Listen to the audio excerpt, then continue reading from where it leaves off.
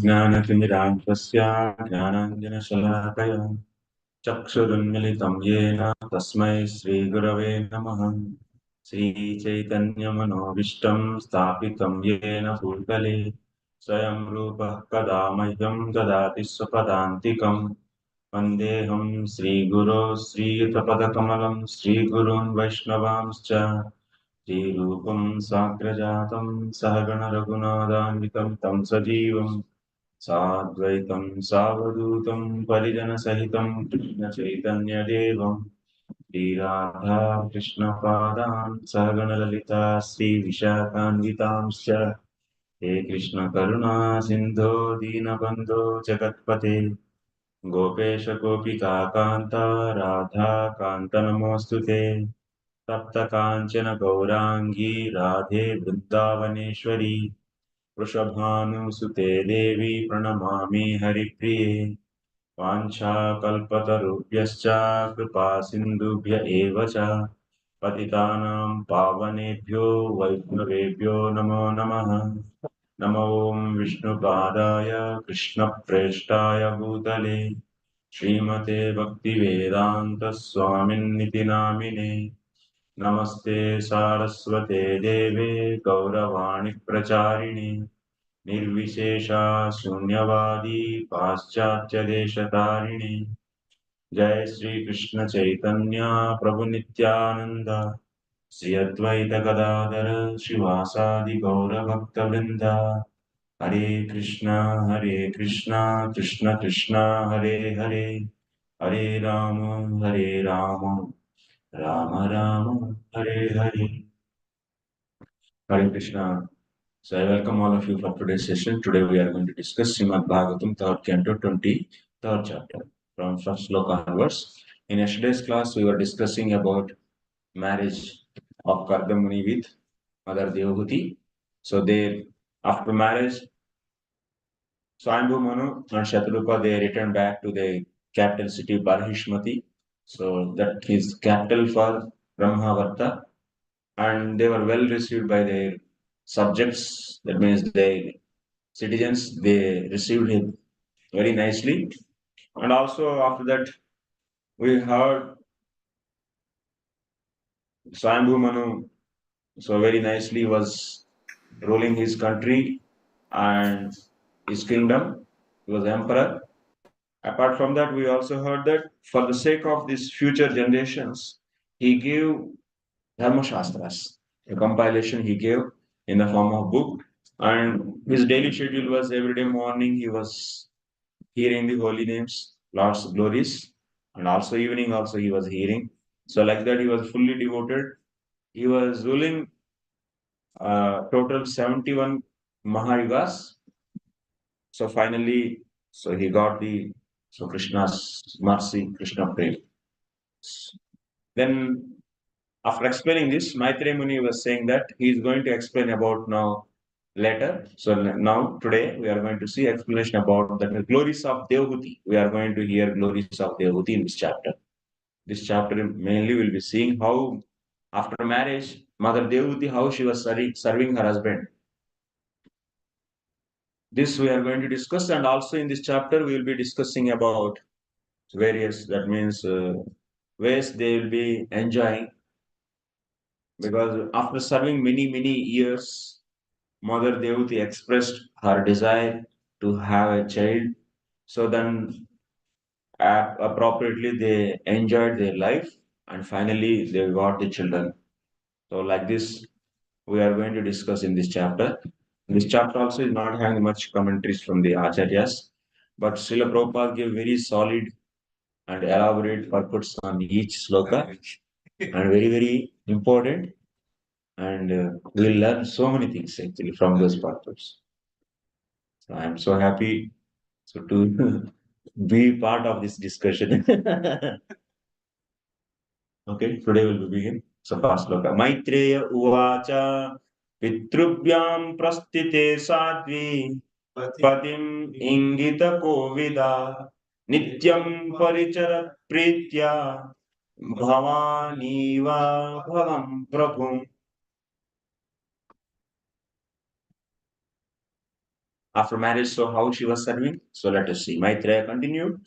After the departure of her parents, the chaste woman Devahuti, who could understand the desires of her husband, served him constantly with great love as Bhavani, the wife of Lord Shiva, serves her husband.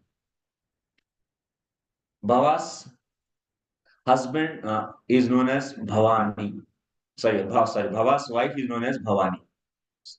So it's cold. Cold. So please it came. It's not a warm welcome. It's a cold welcome. In a cold season. Perfect. The specific example of Bhavani is very significant. Bhavani means the wife of Bhava, Lord Shiva. Bhavani or Parvati, the daughter of the king of the Himalayas, selected Lord Shiva, who appears to be just like a beggar as her husband. In spite of her being a princess, she undertook all kinds of tribulation to associate with Lord Shiva, who didn't even have a house, but was sitting underneath the trees and passing his time in meditation. Although Bhavani was the daughter of very great king, she used to serve Lord Shiva just like a poor woman. Similarly, Devahuti was the daughter of an emperor, Swayambhu Manu, yet she preferred to accept Kardamuni as her husband. She served him with great love and affection, and she knew how to please him. Therefore, she designated here as Sadhvi, which means a chaste, faithful wife. Her rare example is the ideal of Vedic civilization. Every woman is expected to be as good and chaste as Devahuti or Bhavani.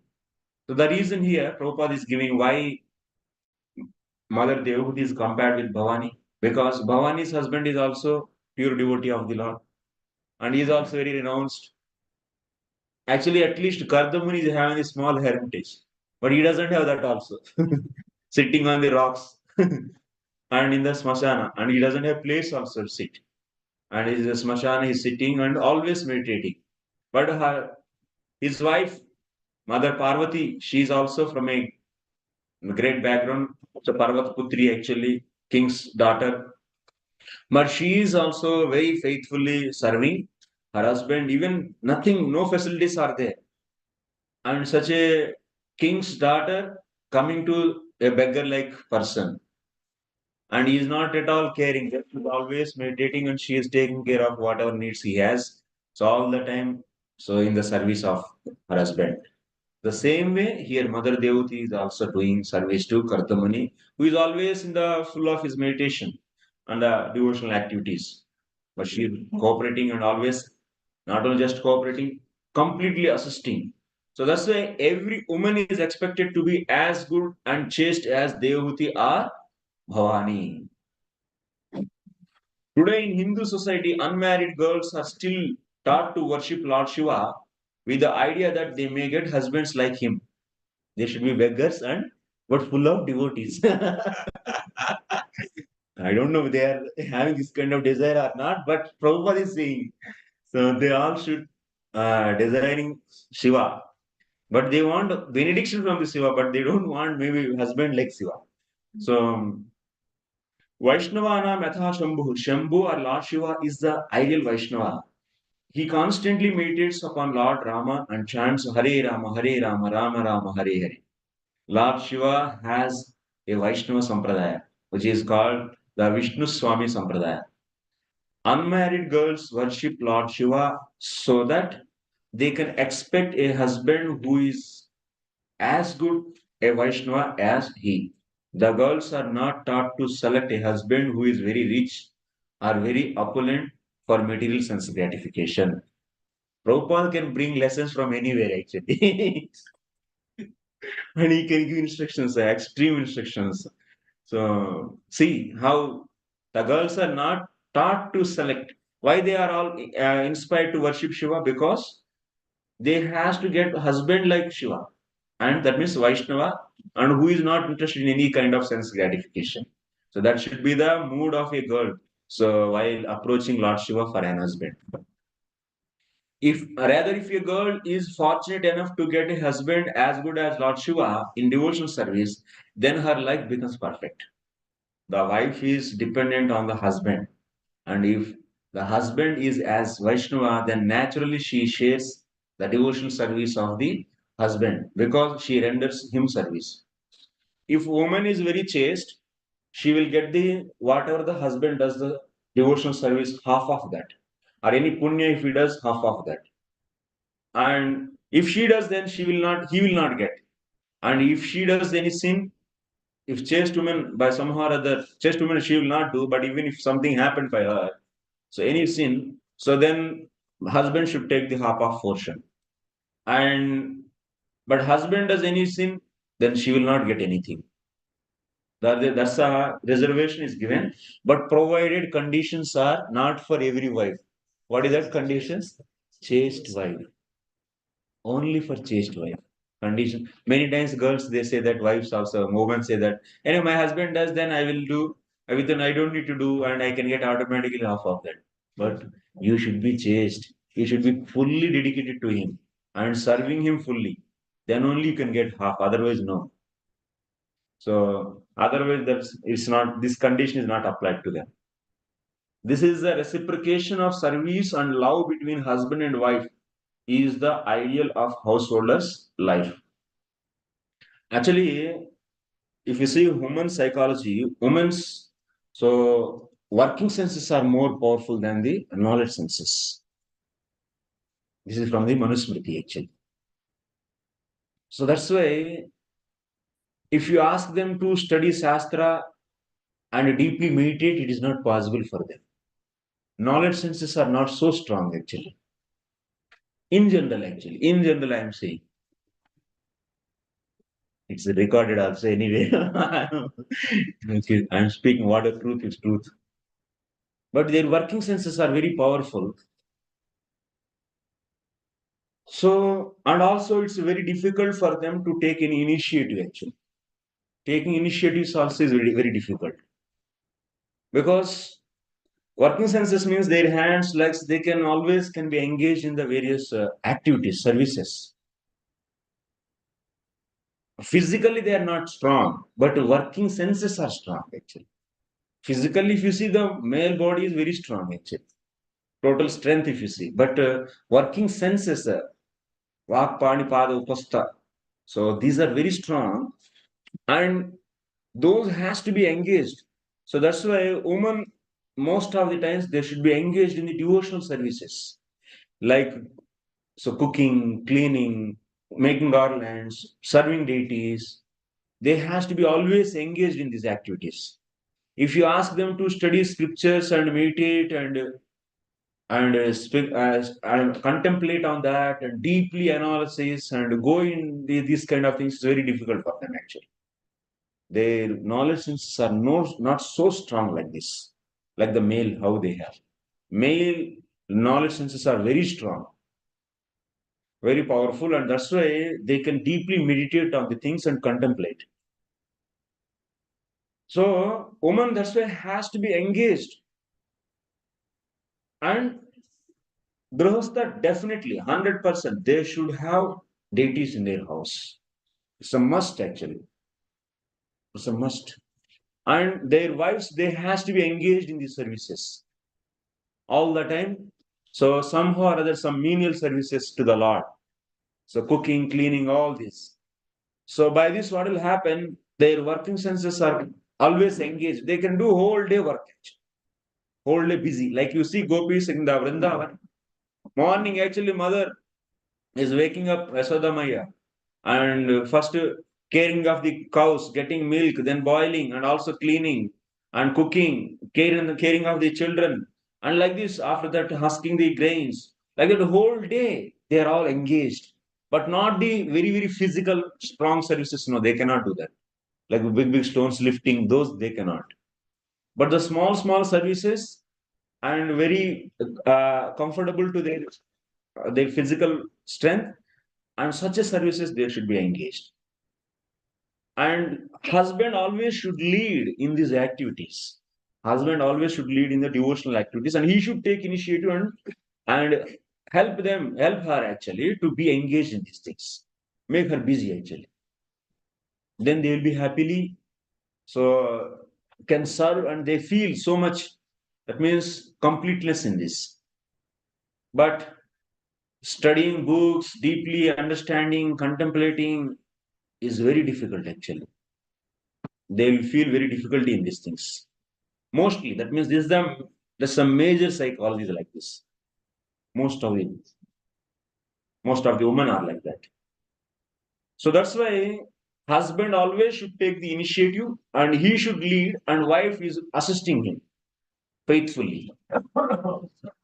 So he is meditating and also he is deeply absorbing himself in the thought of Krishna consciousness, and she's whatever needs he is having, she will be fulfilling that. So by chaste, that means with the chastity, if she follows, half of benefit she will also get. No need to meditate like him actually, and it's very difficult for them also. But engaged in the such a services for the husband who is very spiritual, then automatically they can be get success actually. And we'll see in the further purports also. Prabhupada is very much is explaining. Many points will come actually in the next sloka. So this is the philosophy actually. The working senses of women are strong, but the knowledge senses are not so strong. That's the psychophysic nature. You cannot say they are also humans, we are also humans, equal. No, how can you equate the bodies too? Cat and dog are equal? No. Similarly, male and female equal? No.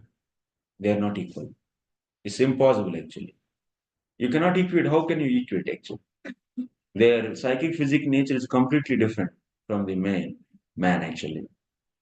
So that's why accordingly, Shastra is prescribing this should be done, this should be done. So Prabhupada is also further in the purpose will be seeing विस्रम्भेणात्मशौचेन गौरवेणादमेन च शुश्रूषया सौहृदेन वाचा मधुरया च भो. Odura Devuti served her husband with intimacy and great respect, with the control of the senses, with love and with the sweet words. So before that, that's why for Grihasthas, deity worship is mandatory actually. It must. In the Bhakti Sandarbha, you can see, so they must have deities and they should serve. But the standards of the deity worship can be set by their authority. It may not be so elaborate like temple, or it may not be so as per their service, they should approach their Siksha Gurus, so Bhajan Siksha Gurus, and what are the standards they recommend to them, so according to their present situation. So, but that standard they should follow. If they don't follow, then that is offense, seva parad. But what standard, how many times harati or how much to offer, that should be committed actually first. Once if you commit, then you should fix. Then if you change it, then you are without so consultation of your authority. If you change it, then that is aparada. Otherwise, no problem.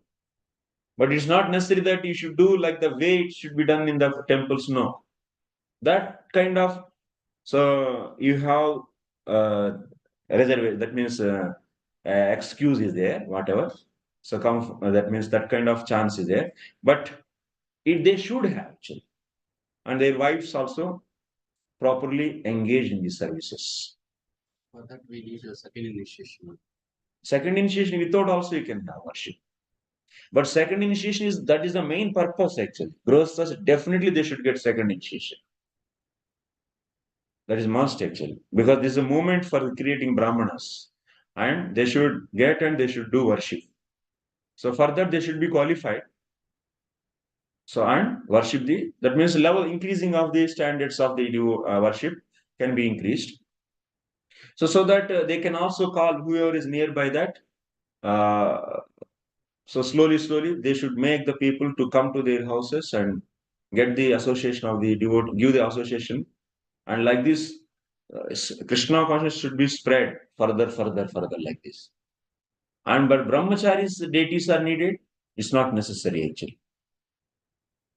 It's not compulsory. Brahmacharis and sannyasis.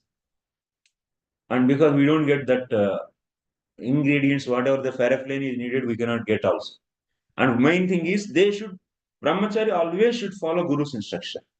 Whatever Guru says, he should be just like a G-sir in front of Guru. That brahmachari's duty is that only. And but from the case of brahmacharis, if they don't have any deities, if deities are properly, that means bathing is done, that means abhishek is done, decorated. And if you get darshan, then he will get the result of. So what are the doing of all these? That means abhishek and everything, decoration. That result you will get just by darshan. This is there. This benefit is there. But it's not that they're encouraging laziness. They will be straightened by their guru. They should be engaged in this, but they should not so much hanker and so much that means oh, I should have deities, and leaving other services and spending 3 hours 4 hours only for this and whole day my deities, my service, that's all. I don't do any other mystery work of the guru.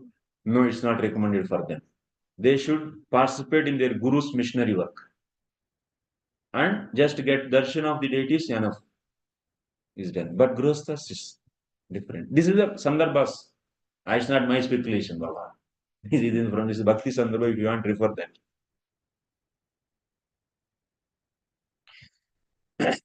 So, purport here, two words are very significant.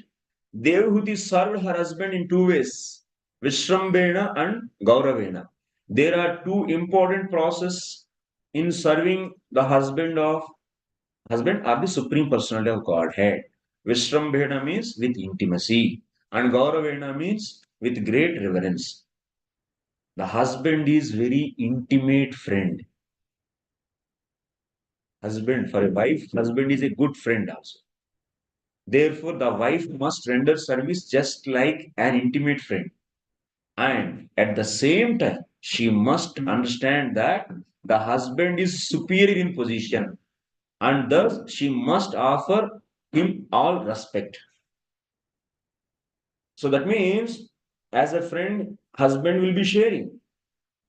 But it doesn't mean that that kind of water intimacy should not lead to the so lenience and many things. Lenience. So that's why, but parallelly, she also understands that husband position is always superior. We both husband and wife are equal. No, this is not at all allowed actually. Husband and wife are not equal. Husband is superior, wife is follower. It should be. Because the reason is, that means if any woman thinks that I am equal to my husband, then she is making her life hell actually. She is making her life hell and she is simply spoiling her family life. Because Prabhupada is saying a man's psychology and woman's psychology are different. They cannot be equal actually. As constituted by bodily frame, a man always wants to be superior to his wife. आजकल तो हिजड़ा भी आने लगा सो mail body में, लेकिन generally मर्द का ये है कि वो ऑटोमेटिकली सुपीरियर डोमिनेट करना चाहते हैं. He want to be superior. That's so a woman as bodily constituted is naturally inferior to her husband. Thus the natural instinct is that the husband wants to post himself as superior to the wife, and this must be observed. This must be observed means every wife should feel her husband as superior, otherwise life is hell actually. Thus the natural instinct is that the husband wants to post himself as superior to the wife, and this must be observed. Even if there is some wrong on the part of husband, the wife must tolerate it, and thus there will be no misunderstanding between husband and wife. If guru and disciple is there, if there is some mistake somehow or other, so some simple mistake happened in the guru, so disciple can go and question, hold the collar, and why you are doing this? Cannot actually. So he should tolerate that. The same way, but if someone is going against the philosophy and completely deviating from the process, then that is different thing. In that case, then one can leave Guru. But the point is here, some simple mistake happened. So then in that case, wife cannot fight with him. Wife must tolerate it. Because she has to give superiority to him. So otherwise, what will happen? There will be misunderstanding and there will be quarrel. Vesrambhena means with intimacy, but it must not be familiarity that breeds contempt. According to Vedic civilization, a wife cannot call her husband by name. आजकल तो इतना हो गया कि actually नाम से बुलाते हैं ना. This Hey. problem. One lady was talking to her baby. He's saying, my husband name is Krishna, so I cannot chant Hare Krishna. Okay. So the new reason added. Oh my God. I don't know what. You have CC example. If the husband does like extreme cruelty or bad, We'll come that does. Prabhupada will handle everything. I'm not going to handle it. We have so many examples. Sukanya example also is there. Sukanya's husband. So like this many examples. She has to tolerate. Thus, the inferiority and superiority complexes are recognized. Tamayana cha. A wife has to learn to control herself even if there is a misunderstanding. ऐसा नहीं कि ये mail लिखे हैं परपुट्स, ये तो और एक रोग आ गए. All the scriptures are written by male, and that's why it's so partial to the male. No, it's a psychology. It is a nature of the body. Based upon that, it is said. If you say someone by nature who is very feel himself superior, if you ask him to go down in front of the someone by nature is inferior, then whole thing will be messed up. No? It cannot be.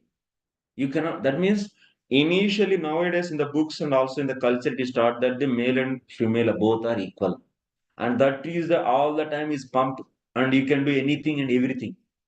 Because of this conception, now completely culture is spoiled and families are full of divorces. There is no proper marriage system and family system because of this preaching. That means male female are equal. This is completely against the reality. Shastra is always speak about reality. So that's why it's against the reality. Next, Sauhrudena Vacha Madhuraya means always desiring good for the husband and speak to him with sweet words. Because he's feel himself superior, and if she is not going to speak with sweetly, then fight. There is no sweet, then there is fight. A person becomes agitated by so many material contacts in the outside world. Therefore, in his home life, he must be treated by his wife with sweet words. गाली में बांस इतना गाली देते हैं सुन सुन के घर में भी आके उनसे गाली सुनना है तो कौन सुनेंगे तुरंत घुस because if you go outside world, so many people, he is also all the egoistic, male is male, egoistic, both are egoistic, and there are a lot of quarrel, lot of disturbance, lot of mind taxing, many things may happen. So to earn money and to bring that money to the house, many things he has to deal. And after coming to home, if there is no one to speak with him sweetly, then what he will feel actually? He'll get frustrated immediately. So that's why a woman always so very carefully, nicely, sweetly should handle her husband whenever he comes to home. Then family life is so nice. Then they can progress in Krishna consciousness easily. Otherwise, whole day fighting small things and digging yesterday's thing today and making new issue and tomorrow making another fresh thing. And once again quarreling for this. And all the day is going on this. Then what kind of Krishna consciousness can be expected in that house? And his children are seeing this and they are always frustrated by this quarrel of the husband and wife. And they feel always disturbed, and sometimes it may go too extended. That means they may go separate actually. That mean the fear maybe sit in the hearts of the children, and they get fear maybe, oh, my mother and father may get separated actually. And that fear also will taxing like anything on them. It will tax. And their psychology also will be, their psycho nature, children's psychophysic nature also will be changed because of this wrong atmosphere. They will not be handling people so softly and nicely because always he's seeing fighting, the same kind of association whatever he is getting from the parents, the same kind of frustration he will also start showing to the his friends and outside people, and he cannot be a good healthy child. So it's very important, everyone should know what is his position, and based upon that one should act. Next third sloka. Visrujya kamam dambham cha dvesham lobhamagam madam अप्रमत्तोद्यता नित्यं तेजीयां समतोषयत्. Working sanely and diligently, she pleased her very powerful husband, giving up all lust, pride, envy, greed, sinful activities, and vanity. Everything she left.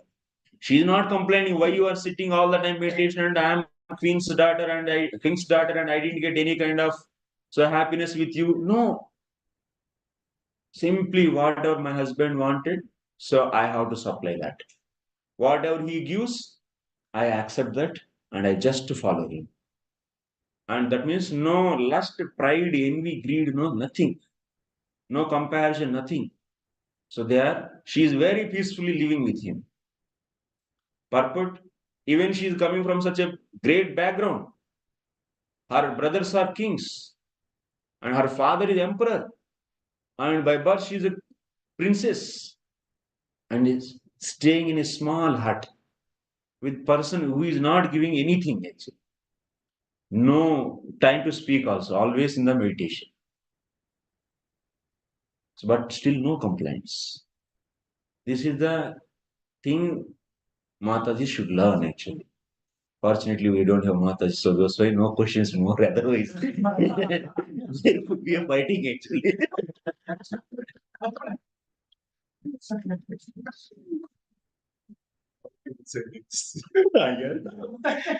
But we will follow Prabhupada. Whatever he said is fact. We don't compromise for even a small inch. Here are some of the qualities of a great husband's great wife. Kardamuni is great by spiritual qualification. Such a husband is called Tejiyamsham, most powerful. Sometimes it happens that the wife comes from a very rich family, as did Devahuti, the daughter of Emperor Swayambhuman.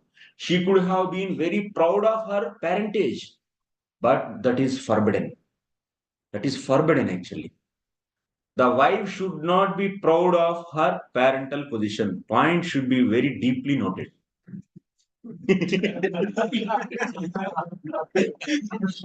Not the superficially noted, very deeply.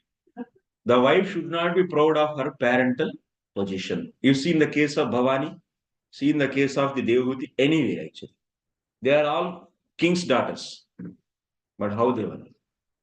She must always be submissive to the husband and must give up all vanity.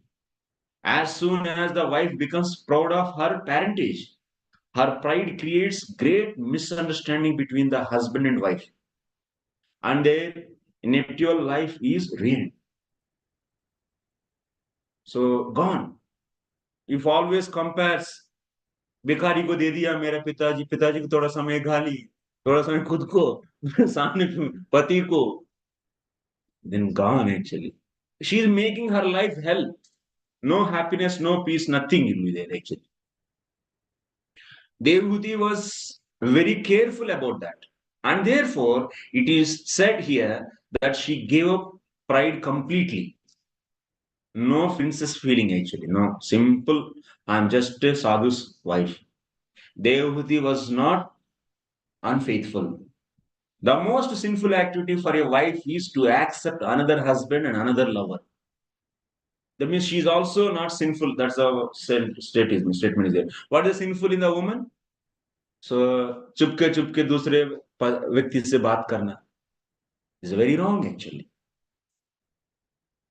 That means, that means she is becoming close to the another man, and she is treating. That means someone she treats as a brother, and that is another different thing.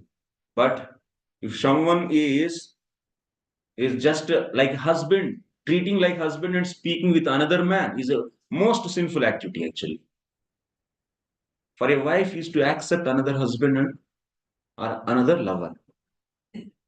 And she is always complains, oh, by this husband I don't get anything, and he didn't earn like the way how I was rich and how I was happy in my father's house, and started complaining and slowly becoming close to the another man. And after that secret life they maintain, then it's the most abominable and sinful activity. The same kind of danger is there with the brahmacharis. So Matajis will come to express their frustration and be careful. So my husband is like this, Prabhuji. My husband is like that, Prabhuji. ऐसा भक्ति का चादर ओढ़ के आते हैं लेकिन अंदर माया देवी चलिए ऐसा लगता है पहले तो आपको बहुत हेल्प करने वाला लग रहा है आप, लेकिन कुछ नहीं. If you keep on entertaining those, you are separating her from her husband, and you are leading their family to destroy. And you should encourage her to become submissive and follow. Otherwise, what you want to give divorce? You want to give her to her husband divorce, and you want to marry? That is happening actually. And some places, it's very bad. It's very bad. It should not happen. It's the most sinful activity. It's very, very sinful. Because if you encourage her, then emotionally she will become very attached to you. When you start hear husband's complaints from a wife, then you are separating her from her husband. You should speak with her husband, not with her. Not with her, actually. You should not entertain. If you keep on hearing hours and hours and days, then she'll be, then it's very problematic. So that's dangerous for the brahmacharis also, because in our society there free mixing is there, especially in the deity kitchens and worships, pujaris, and also front end preachers. They have a very good chance to fall in trap of these things. So other's wife may approach you with the complaints on her husband, and if you entertain, you'll be finished.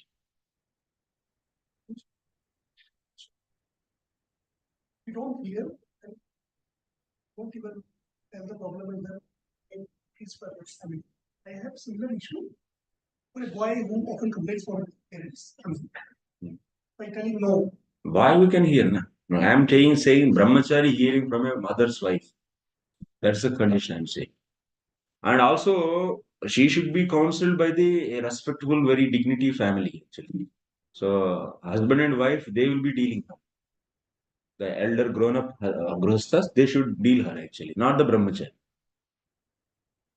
So very grown up, matured, who knows the right philosophy about the body and psychology, and who knows the proper dharma. So such a people carefully, lovingly should be handled by her, and should be that she should be handled by them actually. Then the solution will be coming. Otherwise, on the name of counseling and teaching, so if you take up everything, then it will be finished. असल असल মানে जो main चीज वो चले जाएगी, हमारे ब्रह्मचारी संख्या खत्म होते जाएगी. ये भी और एक समस्या है. फ्रंट एंड फीचर्स ही नहीं रहेंगे. ये भी एक समस्या है, मिशनरी के लिए भी समस्या है और उस माता जी के लिए भी समस्या है. Chanakya Pandit has described 4 kinds of enemies at home. If the father is in debt, he is considered to be an enemy. Who in debt in all our whole village and crores of money, lakhs of money, then he's enemy for you. If the mother has selected another husband in the presence of her grown-up children, she is considered to be an enemy. If a wife doesn't live well with her husband but deals very roughly, then she is an enemy. That means she's not happy with her husband and always comparing and If especially Mataji should know one thing, she should not compare her husband with another one and should not appreciate. Then his ego will hurt like anything. Actually. Then she will be inviting many problems, and then doubt also will be started coming in his mind. Very dangerous. Similarly, husband also should not compare his wife with another wife. Actually, that enviousness will come in their marriage, and also after that doubts also they will get. If your wife doesn't live well with her husband but deals very roughly, then she is an enemy. And if a son is a fool, he is also an enemy. In family life, father, mother, wife, and children are assets. Unfortunately, they can be enemies also. But if the wife or mother accepts another husband in the presence of her husband and her son, then according to Vedic civilization, she is considered an enemy. A chaste and faithful woman must not practice or adultery. That is a greatly sinful act. ये तो बढ़ते जा रहे हैं, especially because of the free mixing, working freely mixing and doing working together. Corporate culture is a great threat for the Vedic culture actually. Because of that, there is a free mixing, and the whole day she is in another's presence actually, another's association, another man's association. And what kind of good you can expect actually from that? Definitely, the standards in the next generation you see, it will be falling. The standards will be falling even very drastically. Yes. Now divorces are increasing or not? Many actually, because these rules are not followed.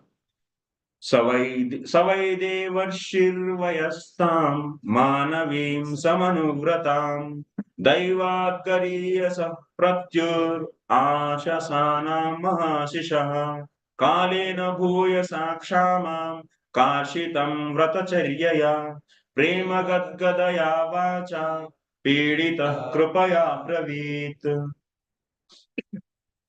The daughter of Manu, who was fully devoted to her husband, looked upon him as greater even than Providence. Thus, she expected great blessings from him. Having served him for a long time, she grew weak and emaciated due to her religious observances. Seeing her condition, Kardama, the foremost of celestial sages, was overcome with compassion and spoke to her in a voice choked with great love. So she was serving like that many years, and she became very lean, and her clothes became very dirty, and her hair became completely matted hair, and she was not putting oil and cleaning doing the head bath also. So complete bath like this, and her whole body is filled with the layer of the dust, and now the bones are looking visible actually. Such a lean she became. And the whole day she is in the service and different vratas and this, that observations, because many details are not discussed here. If we see in other Puranas, maybe the story is expanded more. Then we can see more information. But so she was completely dedicated in his service, and she grew weak and emaciated due to her religious observances. Previously, she was princess and eating so delicious food and so many maid servants, and always everyone is decorating her. Lot of things. Everything is gone. Nothing is there. In a small hut living. The wife is expected to be of the same category as the husband. First of all, that's a matching should be seen. Without matching, if you go, then there is a problem.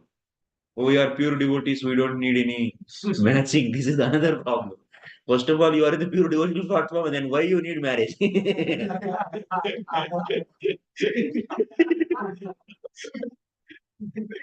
So people who are in the pure devotional platform, for them there is no need of any kind of these rules and regulations. So those what is the pure devotional platform? Those who fully surrender That means Dada Shraddha who have those only about the so-called, that means this Varna and Ashrama rules and regulations. And they can take, but we don't find such a people actually many. And that's why we should take consideration of psychophysic nature and also matching. And people think that this is a horoscope, this is as a Jyotish astrology, we don't follow. This is the, we have less faith. We should not put faith on this. That's true, provided you are always ready to see any consequence as the mercy of the Lord. That is the consciousness of a pure devotee. If you have that consciousness, then there is no need. Actually, definitely will say, but you should not complain later. For anything, even a quarrel wife, that means a mismatching wife came and she's giving torture like anything. And you should see that with a smiley face, and it's my mercy of the Lord. So happy I am. If you have this, then no problem. Fine. But you want so much, that means you are conditioned. You want the conditioned, that means output from the opposite person also. Then you have to. Then you have to see the matching. Otherwise, no, it's not going to happen. So that's why there is a need of these systems are not just a artificial things. So that is also science actually. Seeing the astrology and checking the equalness. That means matching. So Prabhupada is such a thing. The wife is expected to be of the same category as the husband. That is done through the astrology. And also culture and so on. So culture also should be matching. Entirely drastically different cultures. And there is always fighting then for that. And also they should be belong to the same Vaishnava sect. So because you see previously also Prabhupada is writing in the first, that means 21st chapter. She is also like yogi actually. We read her, that also we read it. She is also interested in this kind of things. And but they have different ideas and different interest in the practicing of the sadhana also. Then there is a difficulty is there. She must be prepared to follow the principles of the husband. That means not the husband will follow the wife's principles. Because that is the nature of the husband is to dominate, which is not possible. If he is a pure devotee, then there is no problem. He is a, that means beyond all the upadhis, all the conditioning is out, then it is okay. But we, that is not that is not possible actually. That is not possible to find. So people are all conditioned. We are all aspiring to become pure devotees. We want to be pure devotees, definitely. And we want to come out from the conditioning, definitely. So, but now we are conditioned. So that's why we should see the matching. And so what is the, in the conditioned state, male wants to dominate and female has to follow him. She should not argue with him that why don't you follow me? Whenever this word came, then gone. Family life will become hell actually. Completely hell. So who will follow whom? Wife will follow husband. If the husband is a devotee and wife is materialistic, there cannot be any peace in the home. Opposite. Opposite is quite easy actually, because they can assist that husband and they can do chanting and hearing. It can be because husband wants to take so many other initiatives, and if wife is completely materialistic, and Prabhupada experienced this. His purpose, if you see, it comes from the deep,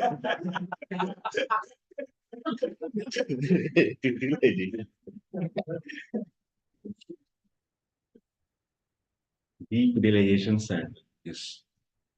Especially in the fifth canto, you have to see in the fifth canto Jadaparta's teachings to Rahugana there, and also that's a material forest. There you can see the purpose. What is purpose means, and Privrata's story also. There Prabhupada writes many things to learn from Prabhupada and his realizations, the statement, and he elaborately explains everything very clearly. Even Brahmachari also will come to know everything. So opposite also is the possibility is there. So Prabhupada writes opposite what that's Prabhupada is also asking. So what is he only saying? She has to adjust to her husband, satisfying him, and also she has to continue her devotion. The wife must see the tendencies of the husband and must be prepared to follow him. The wife must see the tendencies of the husband and must be prepared to follow him. From Mahabharata, we learned that when Gandhari understood that her would-be husband Dhritarashtra was blind, she immediately began to practice blindness herself. Thus, she covered her eyes and played the part of a blind woman. She decided that since her husband was blind, she must also act like a blind woman. Otherwise, she would be proud of her eyes and her husband would be seen as inferior. The word Samanuvrata indicates that it is a duty of a wife to adopt the special circumstances in which the husband is situated. पति की माहौल के अनुसार पत्नी को adjust करना पड़ेगा. Of course, if the husband is a great as Kardamuni, then a very good result occurs from following him.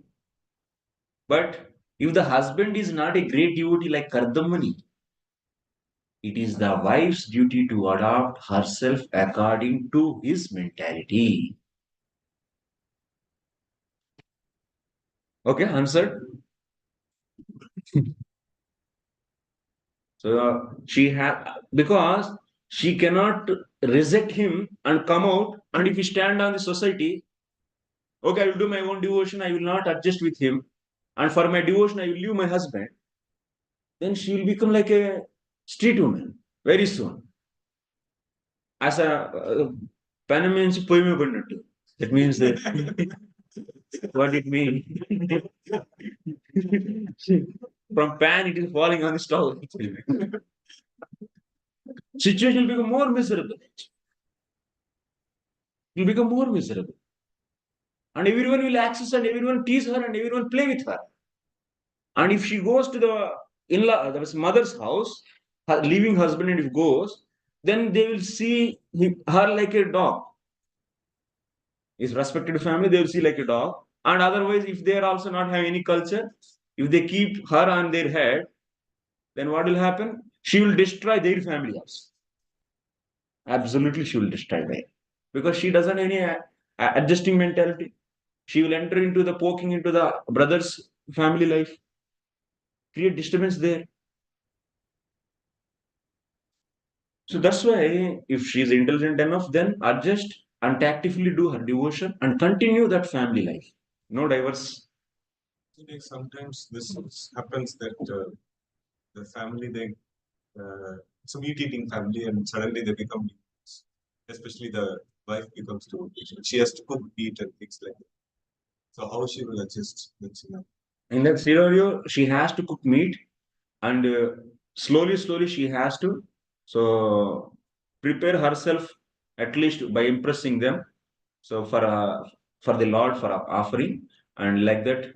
So if she do continuously, dedicatedly few years with patience, then they will change. If she really she is serious, but if she fights with them, nothing is going to happen, and hell will become actually. It's not sin for her if she. Huh? She should not eat. No, it's not sin if she cooks meat. So in that case, sin will go to her husband. Why? She's following nicely her husband. Everything will go to him only. Let him. Yes, right. No, then what is the?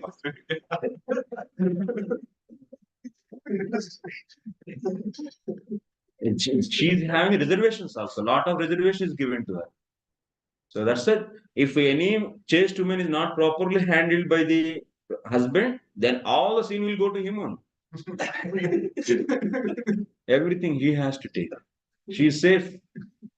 If if he is engaging her in the sinful activities, then she's faithfully she is doing. Nothing is coming to her.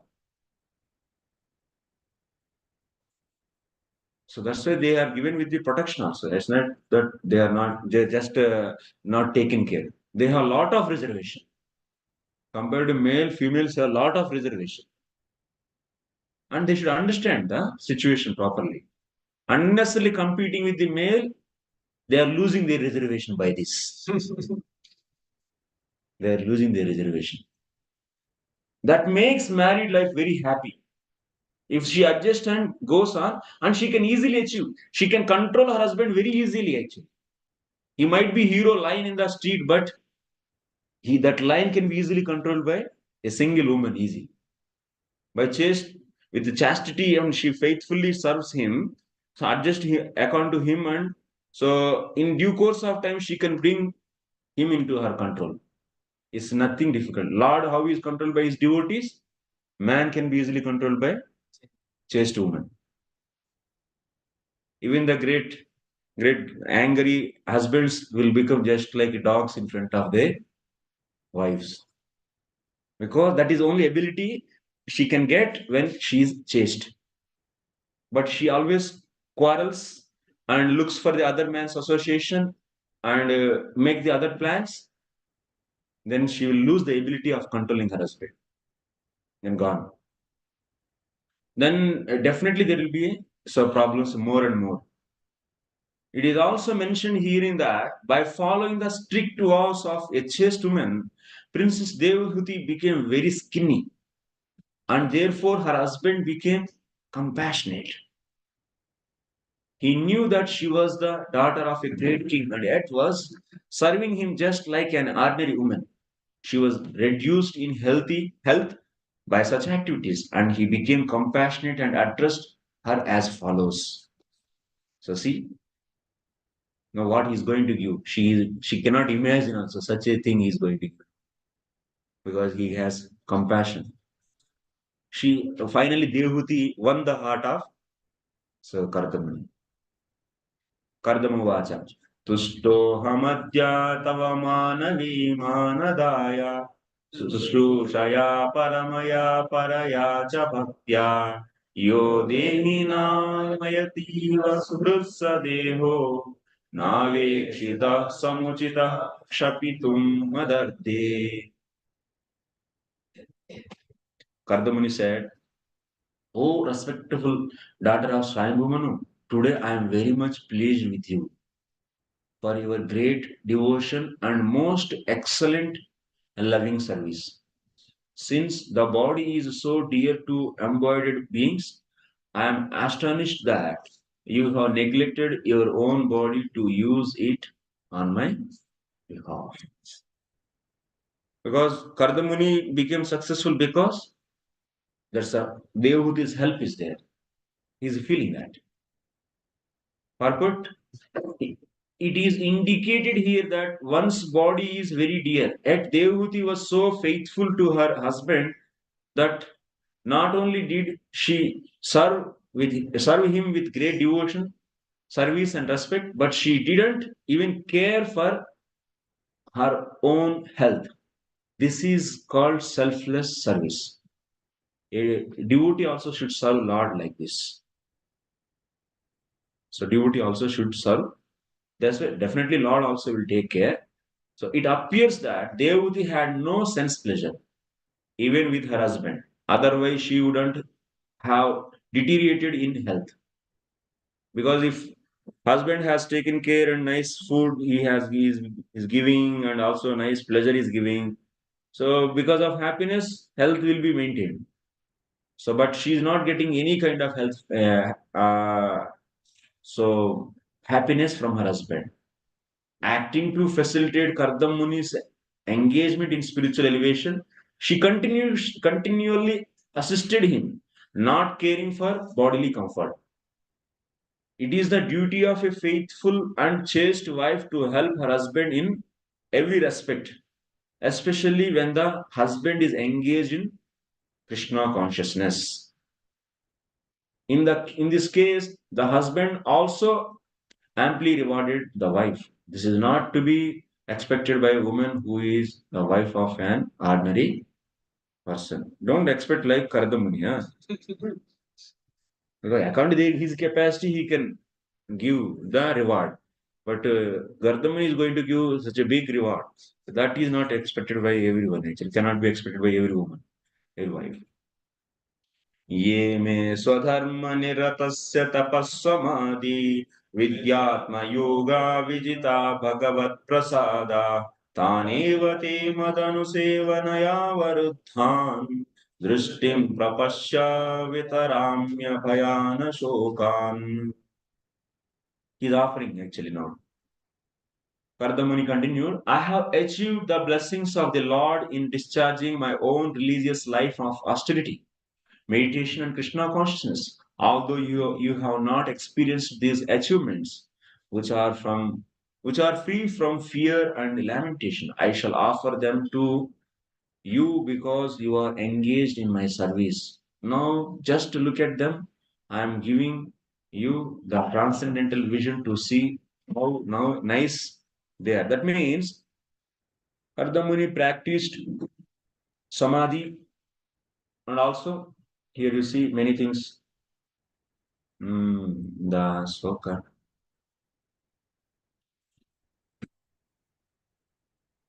Tapa samadhi vidya atma yoga vijita bhagavat prasada. That means he got the mercy of the Lord. He did the tapasya.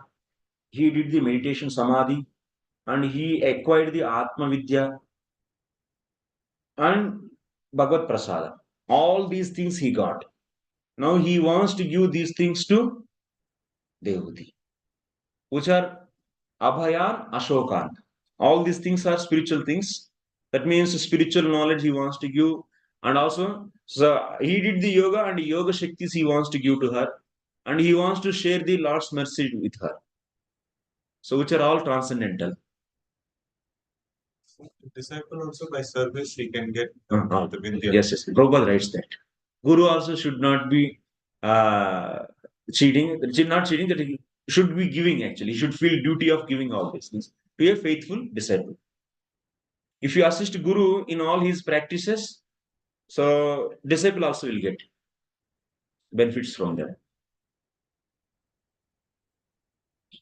Dehuti engaged only in the service of Kardamuni. She was not supposed to be so advanced in austerity, ecstasy, meditation, or Krishna consciousness. These things. She was not supposed to be so advanced in austerity, ecstasy, meditation, or Krishna consciousness. But imperfectibly, she was sharing her husband's achievements, which she could neither see nor experience. Automatically, she achieved these graces of the Lord. What are the graces of the Lord? It is said here that the graces of the Lord are abhaya, free from fearlessness, fearfulness.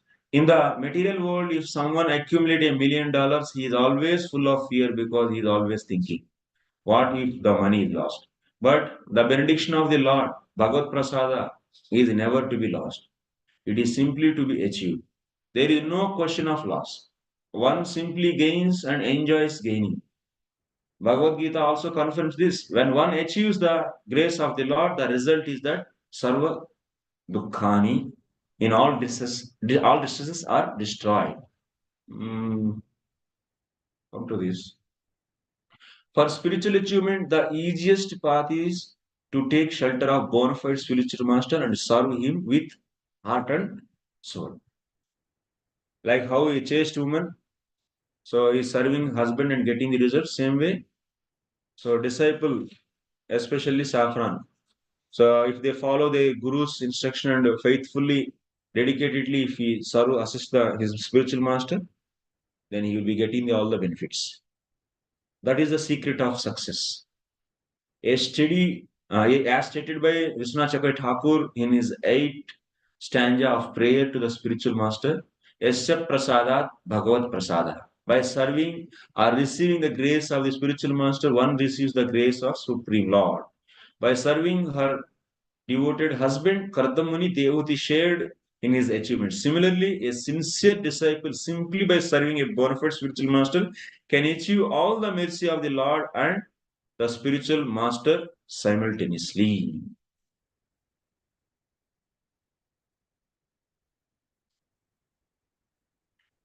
अन्ये पुनर्भगवतो ब्रुव उद्विजिब्रुम् उद्विजृम्भ Vipram Chitardarachana Kimuru Kramasya Siddhasi Bhumshva Vibhavan Nija Dharma Dehan Divya Narair Durdhigan Rupa Vikriyavihi. Kardamuni continued, what is the use of enjoyments other than the Lord's grace? All material achievements are subjected to be annihilated simply by a moment of eyebrows of Lord Vishnu, the Supreme Personality of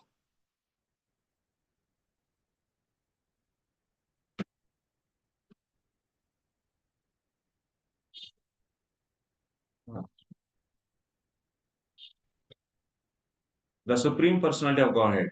By your principles of devotion to your husband, you have achieved and can enjoy transcendental gifts very rarely obtained by persons proud of aristocracy and material possessions. So Kardamuni is offering actually all the spiritual benefits. But what she is going to ask, you see. Purport Lord Chaitanya recommended that the greatest achievements of human life is to achieve the grace of the Lord, love of the God. Okay, this you can read this. Purport name. Yes. Ah, Uh, any point? I am giving the transcendental vision to see how much they are. What is the transcendental? So Yoga Shaktis he is going to give because he became successful in Atma Vidya. He did the austerities. That means that's why he got the powers. He reached the Samadhi. So that's why he has a lot of that means perfection. That means she can see the transcendental things means you can see that she'll get the transcendental vision. Like a transcendental devotee, how they see the material things, everything as the energy of the Lord. So that's such a transcendental vision she can also get now and by his just blessings. This she doesn't need to practice. So all these offerings he is offering, but she didn't accept that. She is going to ask the children actually, child. And after the we'll see today and the last ending, she is going to ask, "Oh, I just misunderstood your position. You are so spiritual advanced, but by your association, I couldn't get the spiritual things, and now you are leaving." And when he is about to leave, at that time she started asking it. Then he gave Kapaladev as a gift, and he will teach. I am going by. He will say bye bye to her. So, like Guru is blessing, but then disciple also may Ah. lose. Lose actually, yeah. So until unless we have desire to take it, we cannot get it. Something will be given forcefully because some basics, which are the stumbling blocks, Guru will forcefully he will take it away. But advanced results, uh, and also, but Guru, whatever he says, we should follow. And Guru always follow his Shastra and whatever the injunctions are there. So such a practice. So he will be asking us to follow, and he'll be instructing. It's not that the nowadays it is also another extreme is happening. Okay, what happens? Disciple is having his own reservations. He go with those reservations and he will say before Guru opens what he wants to say. So all the his reservations he present in front of him, and so that Guru understand he can do only this much. So he will instruct that much to do. Then this disciple what he says, my Guru said this much only. I am doing this. I am now perfect and I don't need to do anything else. And my life is successful. This is what actually. This is another extreme is happening. You are not, first of all, one should be a faithful disciple. Not that means full surrender disciple. For them only those benefits will come. You have your own 100 reservations and you are not surrendered to him. And because of your lack of surrender, so he is instructing as per your conviction. So that much only sadhana, that much thing only service. And now you are projecting yourself. My guru only said this much and I got everything. I can get everything. But Baba, you are surrendered. You are not surrendered. Then how will you get everything? That's a conditions are applied. This that means the result of the husband's sadhana's result of will be coming provided chaste woman. Disciple will get blessings from the guru provided fully surrender. नहीं तो नहीं.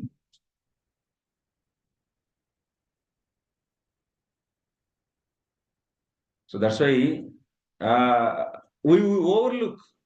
Our mind always cheat us, and we have cheating tendency from the many lives, millions of lives.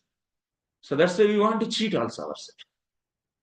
Whatever the favorable and comfortable, those things only we took, and which seriously where we should put the focus, those we will overlook and take it silent. Whom is cheating? Who? Cheating himself. Whether we question how much we surrender to the Guru? No. We keep everything on Guru. So, okay, Guru will take care, Guru will take care, Guru will take care. When he will take care? When you are surrender. So, this is lacking. Surrender is lacking in the society. Kardamuni continued, what is the use of... okay. Next.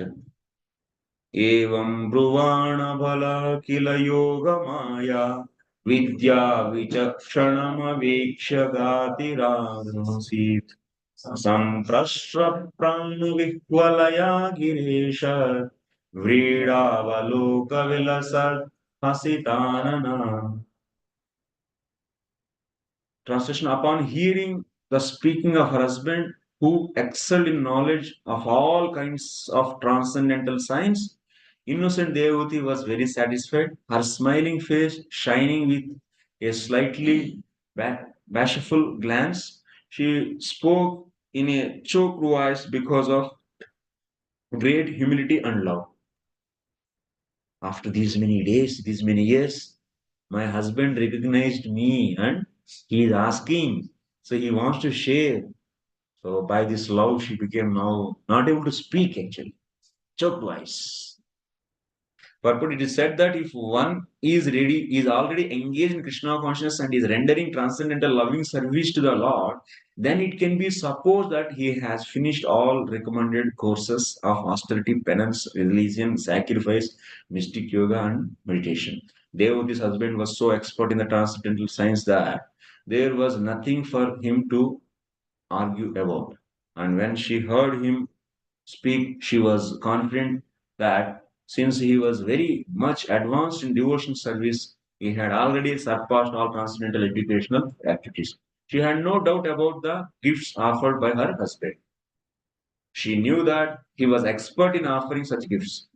And when she understood that he was offering the greatest gift, she was very satisfied. She was overwhelmed with ecstatic love, and therefore she couldn't reply. Then, with flattering language, just like an attractive wife, she spoke the following words. Accept नहीं कर लिया एक ही. कपिल भगवान तो आना है, तब तो सिखाएंगे, तब जाकर परफेक्शन होगा. यहाँ पर तो आया लेकिन लिया नहीं, क्या है. देवहुतिरुवाचा रातं द्विज वृषैतद्मोघ योगा मायादिपे त्वयि विभो तदवैमि मुखर्तः यस्तेऽप्यधायि समय सकृत् संगा भूयादा गरीयसे गुण प्रसव सतीना. Font is not coming some places. I don't. So Ah. that army is already against this.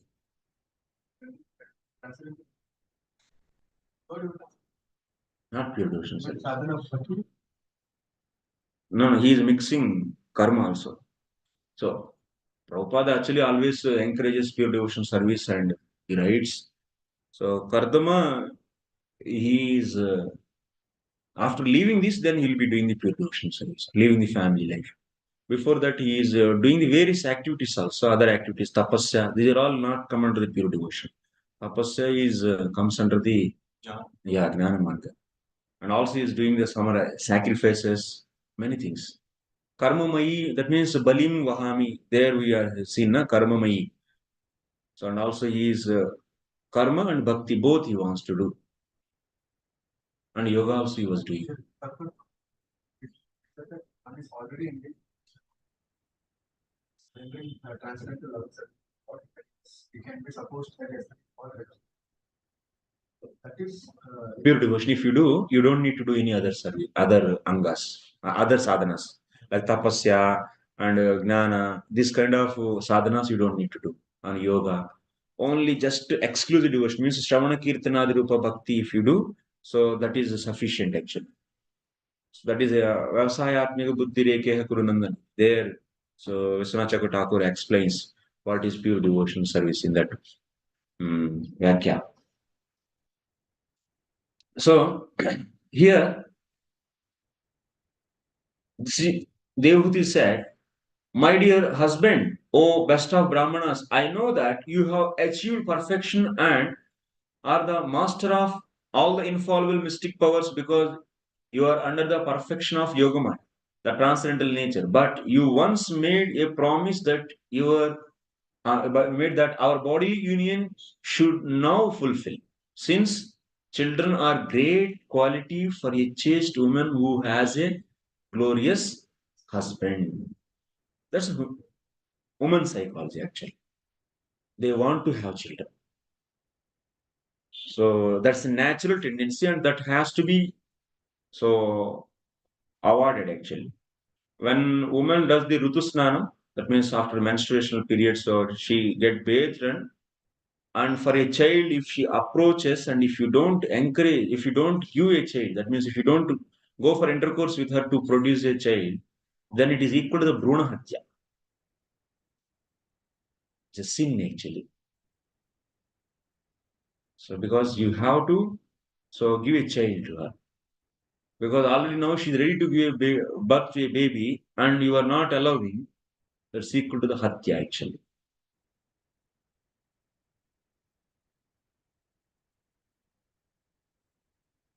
And if they, that's a what is that?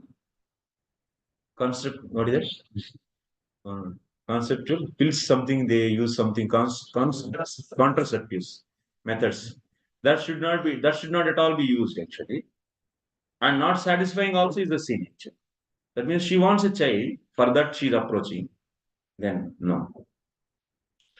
So Also in Vedic system, they'll have 10, 15 children.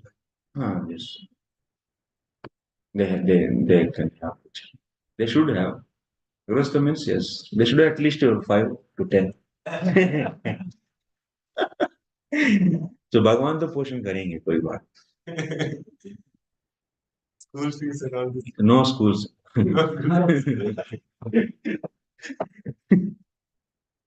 no schools. Devuti expressed her happiness by uttering the word bata, for she knew that her husband was in a highly elevated transcendental position and was under the shelter of Yogamaya. As stated in Bhagavad Gita, those who are great souls, Mahatmas, are not under control of material energy. The Supreme Lord has two energies, material and spiritual. The living entities are marginal energy. A marginal energy, a person may be under the control of material energy or spiritual energy. That is the meaning of marginal energy. Marginal energy means nowadays I am hearing, marginal energy means there is a one layer is there. So between the Golok, spiritual world and material world, there is a one layer. From that layer, so these Jivatmas are coming up. And they are thinking whether to go or not, and they have some kind of independence to go here and there. So from that layer, so some are coming here, some are going there. This is not the philosophy at all. This is explained in the Jaiva Dharma only to make understand, but in the 15th chapter of that, Bhaktivinoda Thakur himself, it is a story form just to make understand marginal energy. He gives this example. Then after that, he says that it is only for the Tatkalina. That means only for temporary instructions, and but this is not the real philosophy. So he himself gives the explanation later. But people are taking this much and started explaining actually. No. Nowhere you can find in the Bhagavatam such a references. There is one layer actually, marginal layer. Marginal means which can be under the control of Mahamaya or it can serve under the Yoga Maya. That is the meaning of margin. No third place. No third place. There is no third place where, so this Jivatma is like this. In Brahman also, that is also of kind of realizing the Lord only. It is in the Lord's effulgence actually. It's not the some separate, so individual place it is existing. No. That's under spiritual. That's under spiritual realm. And that is also since bhakti, that little bhakti they are doing, because of that bhakti, that Jivatma is kept there. So that is the one of the realizations of the Lord only, Parantattva realization only. It is not the independent place where Jivatma is just like that. And also, if you say on one day, certain day, it is taking the choice of going here or there. So this is then, if you make, then Jivatma is not Anadi. So Jivatma and Avidya, both are having this relationship is also is Anadi Sambandha. That means the relationship between the Jivatma and Maya is also Anadi. In the 13th chapter, 20th sloka, Bhagavad Gita. So there clearly Prabhupada is also writing. And also Viswanatha is saying, Jivatma is Anadi, Maya is Anadi. The relationship between the Jiva and Jivatma and Maya is also Anadi. If you say on one day it is coming, that means before that day, it is without association of that energy and this energy. With this, that means individually it is existing. Then that is not the meaning of Tatastha. No. Like if in the Brahman, from Brahman, like Arudhya Parampadam, so that is there. So like there is it is spiritual only, but then how he falls into the matter from there, If you see in that sloka, Anadruta Ishmadangraya. not taking shelter of them. Anadruta means disrespecting. Only in that case, Jivatma, if commit the offense, that is only the cause to fall down. So, but who went to the Brahman Jyoti, they cannot fall down because there is no chance of committing offense. So, but Jews, those who got the Brahman realization, but still in the body, there is a chance to get the offense, they can fall down. Jiva Goswami clearly explains this. The important word is in that Anadruta Ishmadangraya. That is the condition to fall down. Not the naturally they are falling. So by just Jivatma's his own desire, that means his own lack of feeling the taste of the Brahman realization is not sufficient. Brahman pleasure is not sufficient, because and realizing that Jivatma by its own and is falling, that is not the philosophy. If that is the philosophy in this material world, since now we are not getting even Brahman pleasure also, Jivatma should become automatically devotees without association of bhaktas also.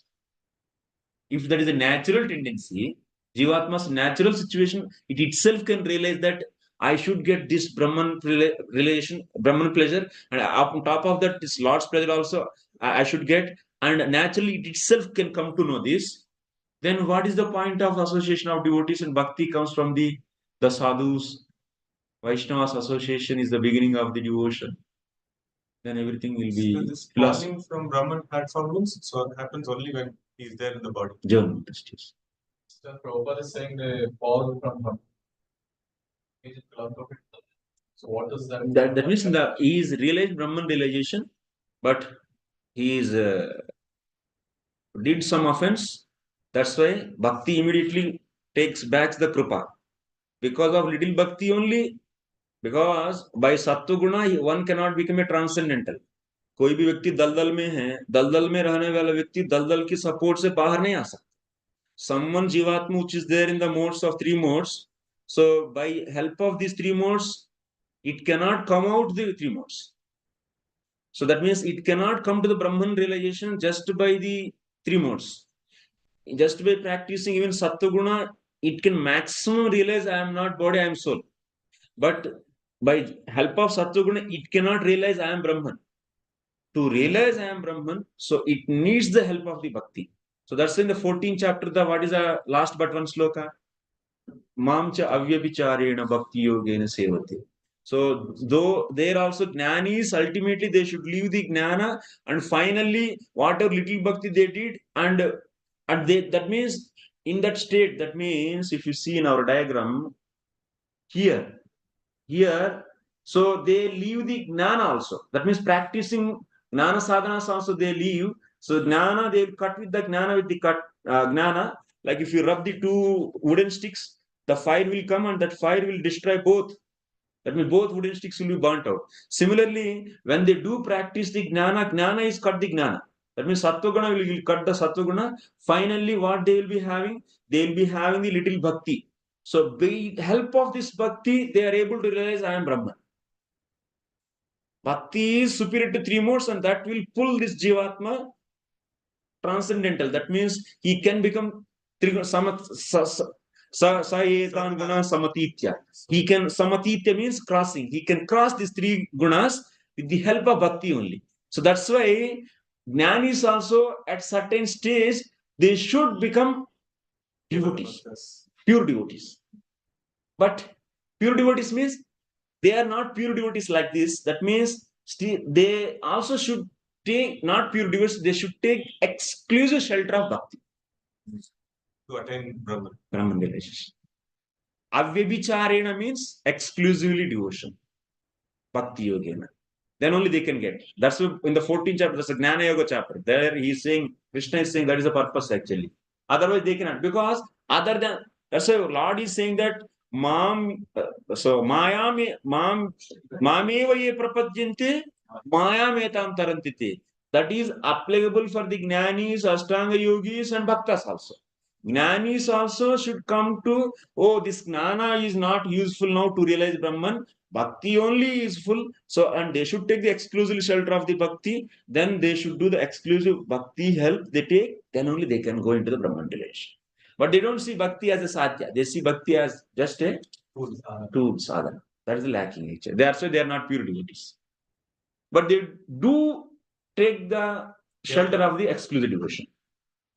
After Nashkama Karma Yoga, passing Nishkama Karma Yoga, they leave karma. Then after reaching here, so they leave the Gnana also. Gnana Karma, the Anavrutam Bhakti they do. That's a simple devotion they do. Then with the help of that Bhakti, they will realize the Brahman. So in this journey, if they do mistake, that means they got the Brahman relation still in the body.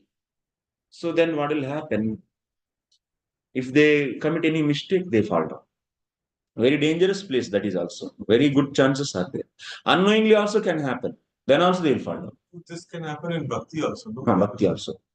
But why only this one is Brahman realization is condemned that no, even after achieving you can fall. Yeah. Even Bhakti also no devotee can fall. Bhakti's case, they will never do deliberately any kind of offenses. And of course, even Jnanis also, they should have good respect on the Bhakti, but they don't see Bhakti as a sadhya. But Jnanis reaching to that stage itself is a difficult, and after there, if they commit any offense, what will happen? This little Bhakti, Jiva Goswami says, this little Bhakti cannot destroy that offense. But in the case of the exclusive or pure devotees, they have very strong Bhakti. Any offense unknowingly happens, that will be destroyed by this effulgent Bhakti. Understand? This Bhakti exclusive, but intensity is एक छोटा चिंगारी जैसा. But this Bhakti is a prajwalit, that means बहुत बड़ा ज्योति है actually. Huge fire, like a forest fire. So that's why any unknowing mistake happens, that will burn it out. But this cannot burn. So there is no question of falling from Brahman. Nowhere you can find. After reaching Brahman, that's a Shashvatam. That's Nani Vartanti. In the 8th chapter Bhagavad Gita, you see there. After going to that Uttarayana, this says, so they will never come back. So from Brahman they can go ahead. No, they don't have opportunity to, because they individuality ko they merged with the that means Aikya Gnanam. They got the I am Brahman. So that's why there is no chance of association. So the Brahman relation is lower than the going to the hell. Because if you go hell, then you can at least get the association of devotees. No preaching there. Let's say Brahman relation is lower than going to the deep hells. Somewhere I read Because they'll not be satisfied, they'll come back. They fall down. Because the living entity cannot be satisfied fully, so they'll fall. That is then living in, there's an it lead to so many philosophically other questions. Then Jiva Prabhupada mentions that What kind I'm reading? Right. Unfortunately, unless the living entity has information of the spiritual world, there is a 99.9% chance of this falling down in from the Brahman platform, yes, we are accepting. Brahman Jyoti, sorry. Brahma Jyoti is Brahman platform, There but is, however, a small chance of being promoted to a spiritual platform. Yeah. This Brahman Jyoti is considered by personals. there it should take to reconcile the all the other statements also. Brahma Jyoti means Brahman platform, Brahman realization. One can fall from Brahman realization. This is a very famous reply by Shamsundar asks, he says, because these souls, they start feeling lonely. So they again come. Provided there has to be in the, because in the Bhagavad Gita it is said, na, after going there, then no coming back. That is spiritual world. This Uh, is spiritual sky. So what is that? That's Brahma Jyoti means spiritual world, Brahma Jyoti what? So that is also spiritual sky, spiritual world, everything is one only. Prabhupada mentioned this is a sky, this is a space. So So it means there is a planet.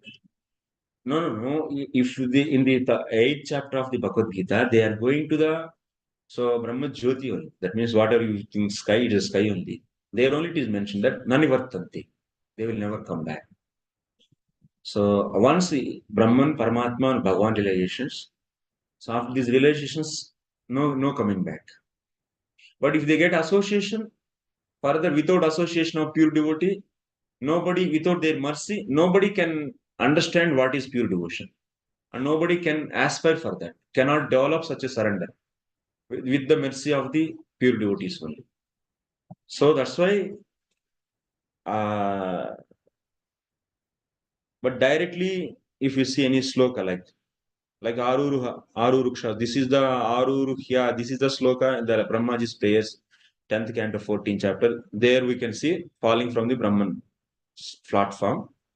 So there the Anadruta Ishmadangarya. The reason is the clear offense towards the devotees. That is only the reason. But you don't see directly anywhere. So because lack of feeling of the pleasure. So automatically Jivatma is realizing that I'm not so happy, and now I have to go further. This is exactly what Srila Prabhupada explains. Says why your wife is coming back, because you have not got children. Similarly, why the Atma goes to the. Yeah, actually, I don't know actually. So this is the difference is there. This point only all the time many classes it comes.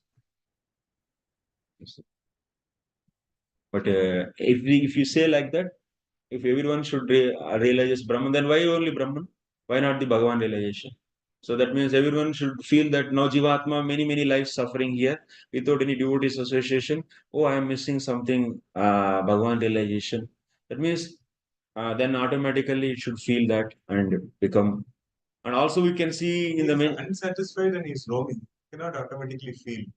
But he's not satisfied, so he falls. He doesn't go up because of that. That means that in the present situation, he is not satisfied. That is meaning of unsatisfaction. Yeah. Like that in the material world also one should feel unsatisfied. That is taken.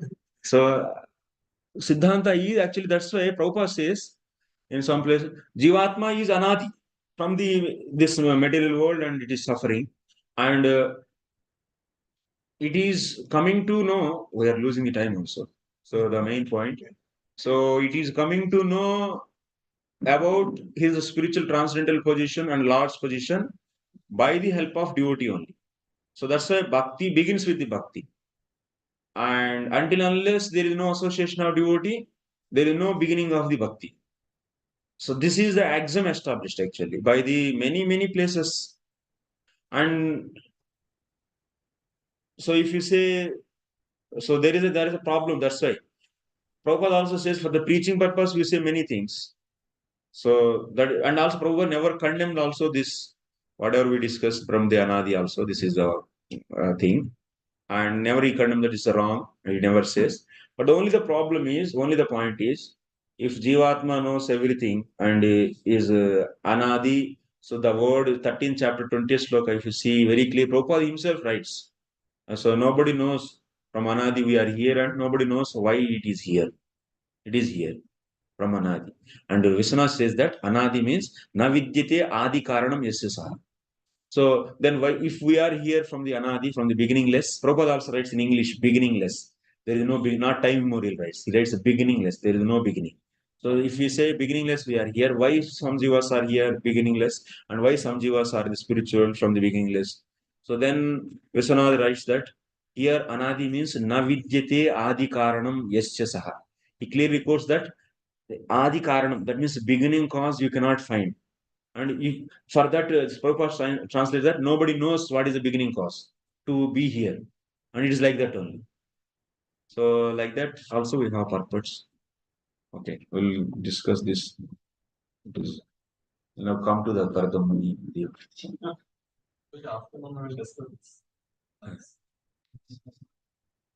Tatreti Krut. Okay. So she reminded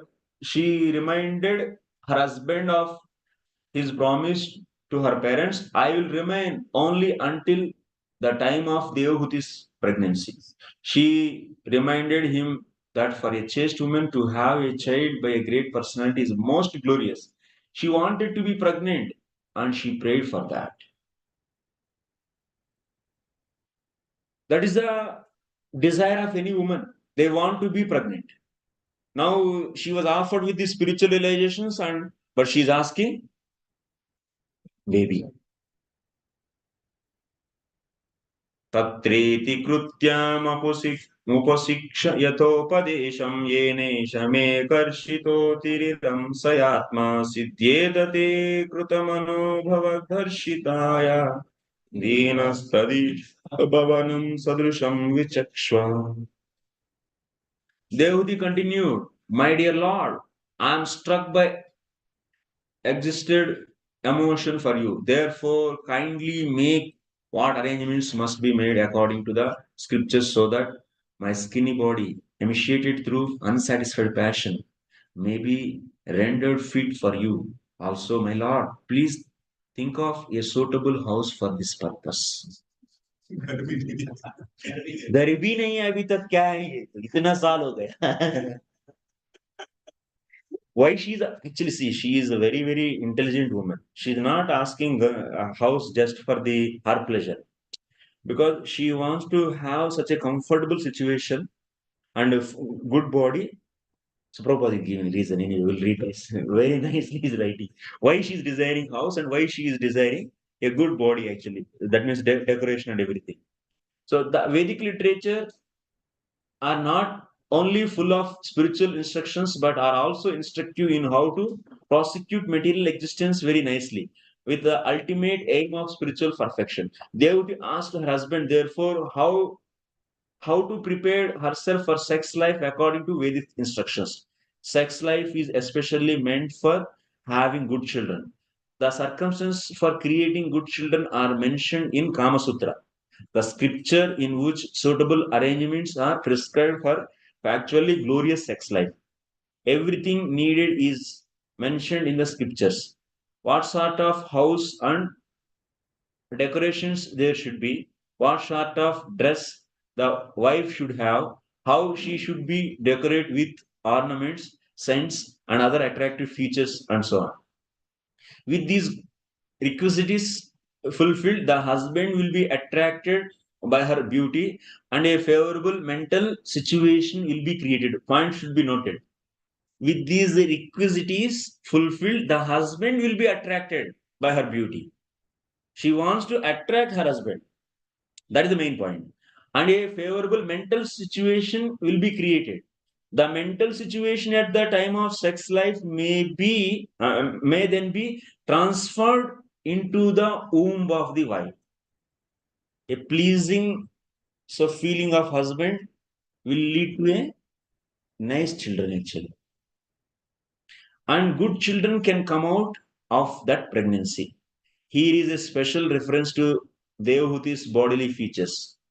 Because she had become skinny, She feared that her body might have no attraction for Kardama.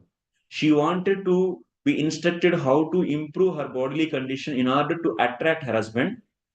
Sexual intercourse in which the husband is attracted to wife is sure to produce a male child. If husband is attracted, that means husband desire is more, then there is a boy child will come. But sexual intercourse based on attraction of the wife for the husband may produce a girl.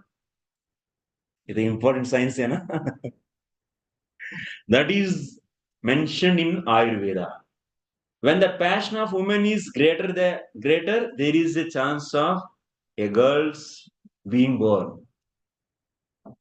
ब्रह्मचारी बहुत मजा लेते इन सभी चीजों से ये गलत है actually. When the passion of the man is greater, then there is the possibility of a son. Devati wanted the passion of her husband to be increased by the arrangement mentioned in the Kama Shastra. She wanted him to instruct her in that way. And she also requested that he arrange for a suitable house because the hermitage in which Kardam Muni was living was very simple and completely in the mode of goodness, and there was less possibility of passion being aroused in his. See, so many logics are there, Arna. In a Vedic system, decorations, all these Riti Rivas, there is a science is there.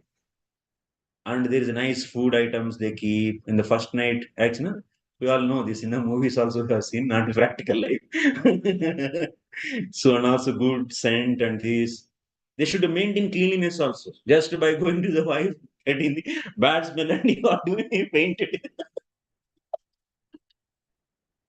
Next time you will not go and you will not dare. And his desire for the meeting her will be suppressed then. They should be clean, they should be nicely decorated and healthy. And also they should be in the pleasing mood, then they will be getting the good children. As per the consciousness at the time of intercourse, they will be getting the children. So devotional and spiritual and healthy and pleasing consciousness is there with both, then they will be getting the very healthy, pleasing, nice, devotional children. Pandu's was very fearful and things like that. So then a pale child. Dhritarashtra and Pandu, these. Maitre Uvacha Priyayaha Priyamannvicchan Kardamo Yogamasthitah Vimanam Kamakam Shattar Tarhyeva Virachikarat. Maitreya continued, O Vidura, seeking to please his beloved wife, the sage Kardama exercised his yogic power and instantly produced an aerial mansion that could travel at his will. Aerial mansion, that means a big skyscraper building he created. But that can go also, that can fly also. Yes. Sarvakamadugam divyam sarvaratna samanvitam sarvadhartyupa chayodarkam manistambhairupaskritam. How this mansion, this castle, how it is, so is being described in the following slokas. So we are all going to fly in this castle actually. No purpose actually, so let us fly. It was a wonderful structure bedecked with all sorts of jewels, adorned with the pillars of precious stones, and capable of yielding whatever one desired. It was equipped with every form of furniture and wealth, which tended to increase in the course of time. It can increase if 1,000 people are, then it will be increased. If only 500, it can be reduced. And also, all the facilities and everything is there actually. And 7 stories also there. Nice realistic. Yeah. And it can also fly anywhere it can take. Not that their house is stable and steady and whatever place. Divyopakaranopetam sarvakala sukavaham pattikabhihi patakabhir vichitra viralankrutam sragbhir vichitra malyabhir manchu shinchit shadangribihi dukula Kshoma Kaushay Kaushayai Nana Vastrair Virajitam. The castle was fully equipped with all necessary paraphernalia and it was pleasing in all seasons.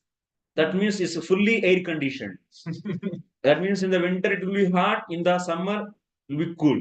So it was decorated all around with flags, festoons, and as artistic work of variegated color. It was further embellished with wreaths of charming flowers that attracted sweetly humming bees and with tapestries of linen, silk, and various other fabrics. उपर्युपरि विन्यस्त निलयेषु पृथक् पृथक् क्षिप्तैः कशुपुभिः कान्तं पर्यङ्व्यजनासनैः.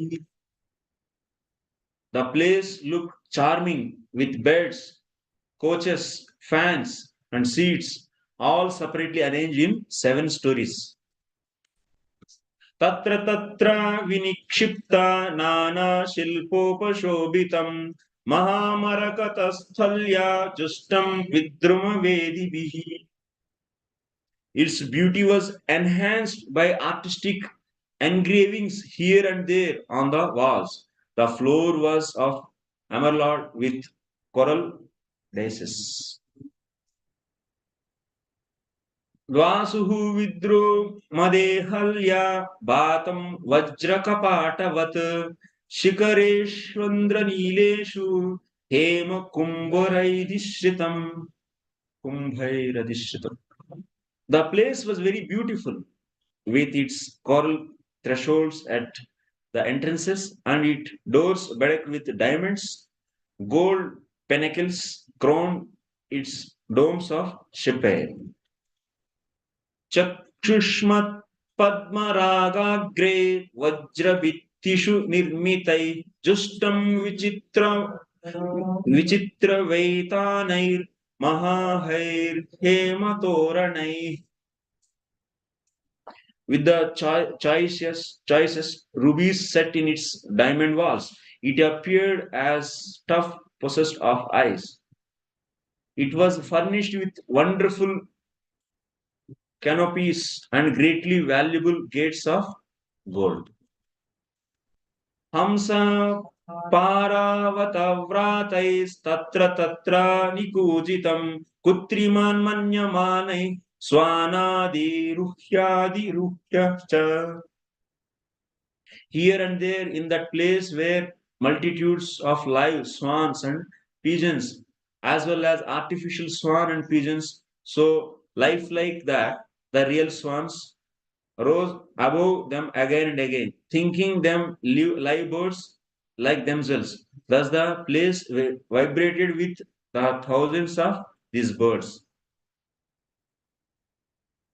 Viharasthana Vishrama Samvesha Prangana Prangana Jiraihi Yathapajosham Rachitai Vismapanamivatmanaha. The castle had pleasure grounds, resting chambers, bedrooms, and inner and outer yards designed with an eye to comfort. All this caused astonishment to the sage himself. Purport Kardamuni, being a saintly person, was living in humble hermitage, but when he saw the palace constructed by his yogic powers, which was full of resting rooms, rooms for sex enjoyment, and inner and outer yards, he himself was astonished. That is the way of God gifted person. That a devotee like Kardamuni exhibited such a opulence by his yogic power at the request of his wife. But when the opulence was produced, he himself couldn't understand how such manifestations could be possible. When a yogi's power is exhibited, the yogi himself is sometimes astonished. He's not thinking. He didn't see that. How automatically this is coming? What he wanted, he doesn't know. It's coming. That is yoga. You want just a comfortable place, then it came out. मैं भी योगी बन के उसके बाद realise होके बोल नहीं पता है मुझे. After becoming yogi, he realized it. Difficult, Prabhu, these questions. ईदृग्गृहं तत्पश्यन्तीं नाति प्रीतेन चेतसा सर्वभूताशया विघ्नः प्रोवोचत् कर्दमः स्वयम्. When he saw Devahuti looking at the gigantic opulent place with a displeased heart, Kardamuni could understand her feelings because he could study the heart of anyone. Thus he personally addressed his wife as follows. After seeing such a great mansion, such a castle, Devahuti was not so pleased. What happened? What is the guess? Can you guess? So see, Devahuti had spent a long time in the hermitage not taking much care of her body. She was covered with dirt and her cloth was not very nice. Kardamuni was surprised that he could produce such a place. And similarly, his wife Devahuti was also astonished. How could she live in that opulent place? Kardamuni could understand her astonishment and thus he spoke as follows. Well, she is seeing and she is seeing castle and she is seeing herself. What is no matching actually? How can I- Someone villager, if you brought to such a big palace, then is so clean and so nice, then he feel inconvenienced to walk outside because my dust made a stick there and like Simi is also feeling like that. So then Kadama understood this. What is going in the heart of his wife? Nimajjayasmin haviru vimanamida maruha idam shuklakrutam tirtham asisham yapakam runam. Then Kartama is saying, my dear Devahuti, so you look very much afraid. First bathe in Lake Bindusarovar, created by Lord Vishnu himself, which can grant all the desires of human being and then mount his airplane. So first of all, he's saying that go and take bath in this Bindu Sarovar, then everything will be nicely so done. Then you will be able to enter into this. So first of all, he's instructing him here to enter into the Bindu Sarovar. Sa tad bhartuhu samadaya vacha kolaye kshana sarajam viprativaso veni bhutamsha murtayajam.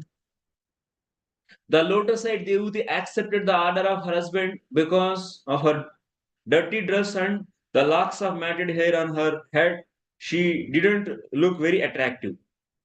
It appears that Devuti's hair had remained uncombed for many years and had become complicated in tangles. In other words, she neglected her bodily dress and comforts to engage in the service of her husband, such as Sadhvi. अंगं चामलपङ्केन सञ्चन्नं शबलस्थनम् आविवेश सरस्वत्या सरः शिवजलाशयम्. Shivajalasaya. Her body was coated with a thick layer of dirt and her breasts were discolored. She dove, however, into the lake which contained the sacred waters of the Saraswati. Santah Sarasi Veshmasta Shatani Dashakanyaka Sarvaha Kishora Vayaso Dadashotpalagandayaha. After entering into that river, what she saw? In a house inside the lake, she saw 1,000 girls. So there is a house. In that house, she is seeing 1,000 girls are there. That is there in the lake actually. All in the prime youth of unpregnant like lotuses. All those young girls like a roses, like lotuses. तां दृष्ट्वा सहसोत्थाय प्रोचुः प्राञ्जलय स्त्रियः वयं कर्म करिस्तुभ्यं शादिनः करवाम किम्. Seeing her, the damsels suddenly rose and said with folded hands, we are your maidservants. Tell us what we can do for you. While Devahuti was thinking of what to do in that great place in her dirty clothes, there was at a once by the yogic powers of Kardamuni 1,000 maidservants prepared to serve her. They appeared before Devahuti within the water and presented themselves as her maidservants, simply awaiting her orders. So he could have only created a wife. Huh. Why he prayed to the Lord? This Saras river. Yeah. No. Why he prayed to the Lord for a wife? He could have only created a wife for him. No. Those yogi powers should not be used. That is not accepted actually as a marriage. स्नानेन मां महार्येण स्नापयित्वा मनस्विनीं दुकूले निर्मले नूत्ने ददुर्स्रस्मै च मानदा. The girls, being very respectful to Devahuti, brought her forth, and after bathing her with valuable oils and ointments, they gave her fine, new, spotless cloth to cover her body. Bhushanani paryarthyani variyamsi dyumanti cha annam sarvagunopetam panam chevamrutasavam. They then decorated her with very excellent and valuable jewels, which shone brightly. Next, they offered her food containing all good qualities and a sweet, inebriating drink called asavam. Asavam is an Ayurvedic medicinal preparation. It is not a liquor. It is especially made from drugs and is meant to improve metabolism for the healthy condition of the body. Because she was not eating so nicely, she became lean. So now they give some kind of the medicines, and after taking that, so she feel hungry and eat it, and because of that yogic food, immediately she became fresh and healthy. अथादर्श्य स्वामात्मानं स्रग्विणं विरजाम्बरं विरजं कुतस्त्वस्त्ययनं कन्याभिर्बहुमानितम्. Then in a mirror she beheld her own reflection. Her body was completely freed from all dirt, and she was adorned with a garland, dressed in uncial robes and decorated with auspicious marks of tilak. She was served very respectfully by the maids. Snatam कृतशिरं स्नानं सर्वाभरणभूषितं निष्कग्रीवं वलयिनं कूजत्काञ्चननूपुरम्.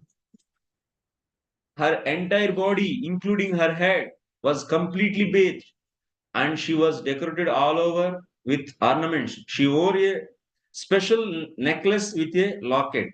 There were bangles on her wrist and tinkling anklets of gold about her ankles. Purport: the word of Krita Shira Snanam appears here. According to Smriti Shastra's directions for daily duties, ladies are allowed to bathe daily up to the neck. Not for the male. Male has to bathe till the head. Head bath they should do it daily. But for the female, it is allowed to neck. The hair on the head doesn't necessarily have to be washed daily because the mass of wet hair may cause a cold. For ladies, therefore, taking a bath up to the neck is ordinarily prescribed.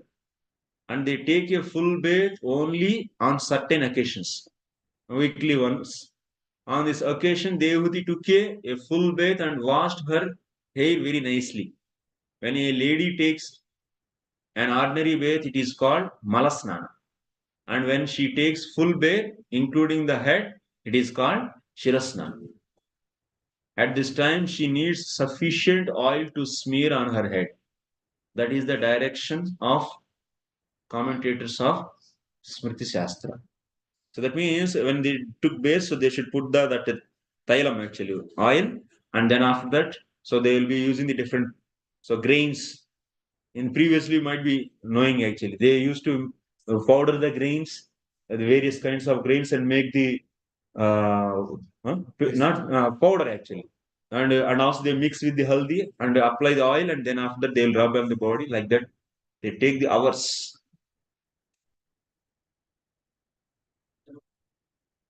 श्रोण्योरत्यस्तया काञ्च्या काञ्चन्या बहुरत्नया हारेण च महार्येण रोचकेन च भूषितम्. About her hips, she wore a girdle of gold set with numerous jewels. She was further adorned with a precious pearl necklace and auspicious substances. Sudata Subruva Slakshna Snigdha Pangena Chakshusha Padmakosha Sprudha Nilair Alakaischala Sanmukham. Her countenance shone with beautiful teeth and charming eyebrows, her eyes distinguished by lovely moist corners, defeated the beauty of lotus buds. Her face was surrounded by dark curling tresses. That means these all the girls they did all the beauty parlor work. Lot of work they did actually. Made the hair curling and rings and coming in the front like that many things. And dressing and putting the tilak, drops, this, that. That's why he created 1,000 girls. According to Vedic culture, white teeth are very much appreciated. Devuti's white teeth increased the beauty of her face and made it look like a lotus flower. When a face looks very attractive, the eyes are generally compared to lotus petals. Her face is like lotus and eyes are like lotus petals. And the face to a lotus flower. Yada sasmara rishabham rishinaam daitam patim tatra chaste sahastribhir yatraste cha prajapati. Whole thing happened in the water only till now. They are all in the water. And that in that house, that 1,000 maid servants, they were doing this. How in water curly has Difficult. Oh, I cannot ask. I don't know. Surrendered. When she thought of her great husband, the best of sages, Kardamuni, who was very dear to her, she, along with all the maid servants, at once appeared where he was. So, if everything happened in the water, so let's see read the purport. It's a proper writing. It appears from this verse that in the beginning, Devuti thought herself to be dirty and dressed in a very niggardly way. When her husband asked her to enter the lake, she saw the maid servants and they took care of her. Everything was done within the water. And as soon as she thought of her beloved husband, Kardama, she was brought before him without a delay. These are some of the powers attained by perfect yogis. They can immediately execute anything they desire. When she thought that I want, where is my husband? Immediately, along with all these 10,000 maid servants in front of her husband now. भर्तुः पुरस्तदात्मानं स्त्री सहस्रवतं तदा निशम्य तद्योगगतिं संशयं प्रत्यपद्यता. She was amazed to find herself surrounded by 1,000 maids in the presence of her husband and to witness his yogic power. She got surprised. Till now he was in that lake. Now she is with her husband. Devati saw everything miraculously done. At when brought before her husband, she could understand that it was all due to his great yogic mystic power. She understood that nothing was impossible for a yogi like Kardam Muni. Satam Krutamala Snanam विप्राजन्तीमपूर्ववत् आत्मनो विभ्रतिं रूपं संवेता रुचिरस्थनीं विद्याधरी सहस्रेण सेव्यमानं सुवाससं जातभावो विमानं तदारोह यदा मित्रहन्. The sage could see that Devuti had washed herself clean and was shining forth as though no longer his former wife. पुराना wife का और अभी का बहुत अंतर दिख रहे. She had regained her own original beauty as the daughter of a prince. So dressed in excellent robes, her charming breast duly girded, she was waited upon by 1,000 Gandharva girls. O destroyer of the enemy, his fondness for her grew, and he placed her on the aerial mansion. So now he took her along with these all girls into that mansion. So she was very beautiful compared to previously. So now purport before her marriage, when Devuti was brought by her parents before the sage Kardama, she was the perfectly beautiful princess. And Kardama Muni remembered her former beauty. But after her marriage, she was engaged in the service of Kardamani. She neglected to care for her body like a princess, since there was no means for such a care. Her husband was living in a cottage, and since she was always engaged in serving him, her loyal beauty disappeared, and she became just like an ordinary maid servant. Now, after being bathed by a Gandharva girls, by the order of Kardama Muni yogic power, she regained her beauty. And Kardama Muni felt attracted to the beauty she had shown before the marriage. The real beauty of young woman is her breasts. When Kardama Muni saw the breasts of his wife so nicely decorated, increasing her beauty many times, he was attracted even though he was a great sage. That is a desire actually. If he has more desire and he is attracted, then male will come and his replication will come. That's why so woman will decorate so nicely so to attract her husband and so that she can get the child. That's a and man decorates, then who is going to get attraction? Woman is going to get attraction. Ulta happening hoga. So that's why woman has to decorate. Man, there is no need to decorate so much. He should not spend time to decorate himself. Sri Shankaracharya has therefore warned the transcendentalists that one who is after transcendental relation should not be attracted by the raised breasts of women because they are nothing but an interaction of fat and blood within the body. Especially for the brahmacharis, this is the point. Don't see towards the breast of woman. Then it will be a problem. Okay? Prabhupada is saying only I have to repeat now, Prabhu. Why you are thinking and hesitating? Not hidden truth.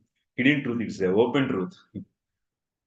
Tasmin lupta महिमा तस्मिन् लुप्त महिमा प्रिययानुरक्तो विद्याधरी वीरुपचीर्ण वपुर्विमाने प्राजचत्कचकुमुद्गण वाणि पीचा तारा विरावृतयूडुपतिर्नभस्तः.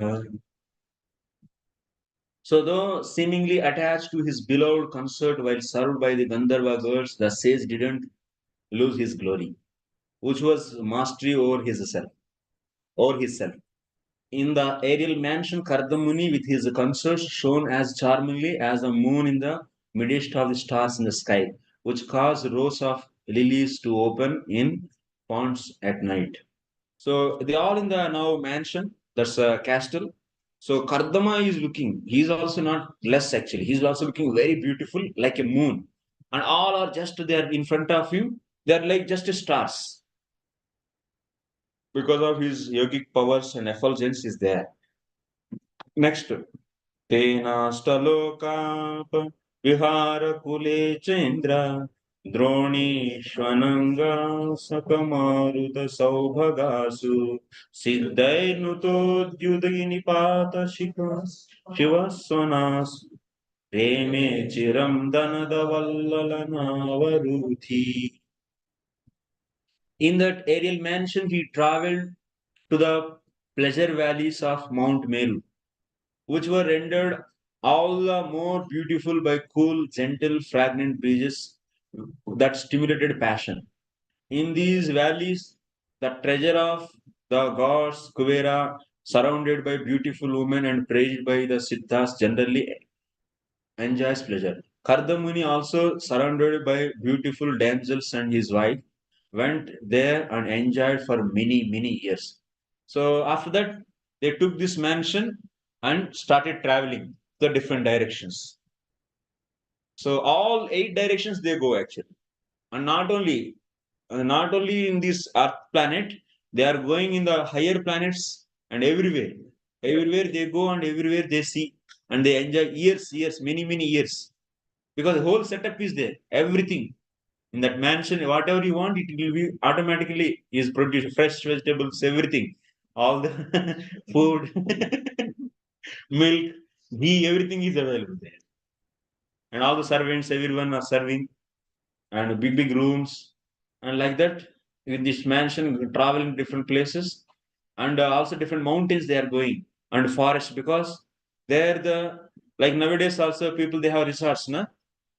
This modern people, everything they copy from this Astra only actually. They make the big, that means to go outside the outskirts, and they make them nowadays the resorts they are making, and weekends, corporate techie boys, they go there and enjoy. The same way, so these people also going there. So here it is mentioned the 8 Dikpalakas are there for the 8 directions, and they have their resorts. And without their permission, so Kardamuni, everywhere he is able to go, because generally no one is allowed there, because Kardamuni's power is more superior than those demigods. So that's why they cannot stop him. So we can see he is in the aerial mansion. Kardamuni traveled throughout the 8 directions controlled by different demigods described above. And as the demigods go to Mount Meru, he also went there to enjoy life. So when one is surrounded by young, beautiful girls, sex stimulation naturally becomes prominent. Kardamuni was sexually stimulated, and he enjoyed his wife for many years in that part of Mount Meru. But his sex indulgence was praised by many siddhas, being begins who have attained perfection, because it was intended to produce good progeny for the good of universal affairs.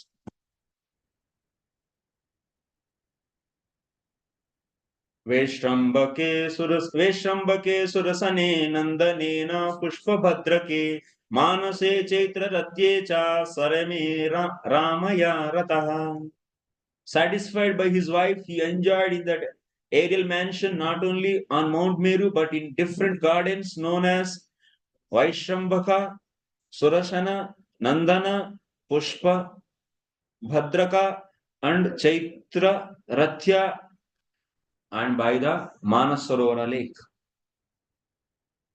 प्राजिष्णुना विमानेन कामगेन महीयसा वैमानिकानत्यशेते चरन् लोकान् यथा निलः.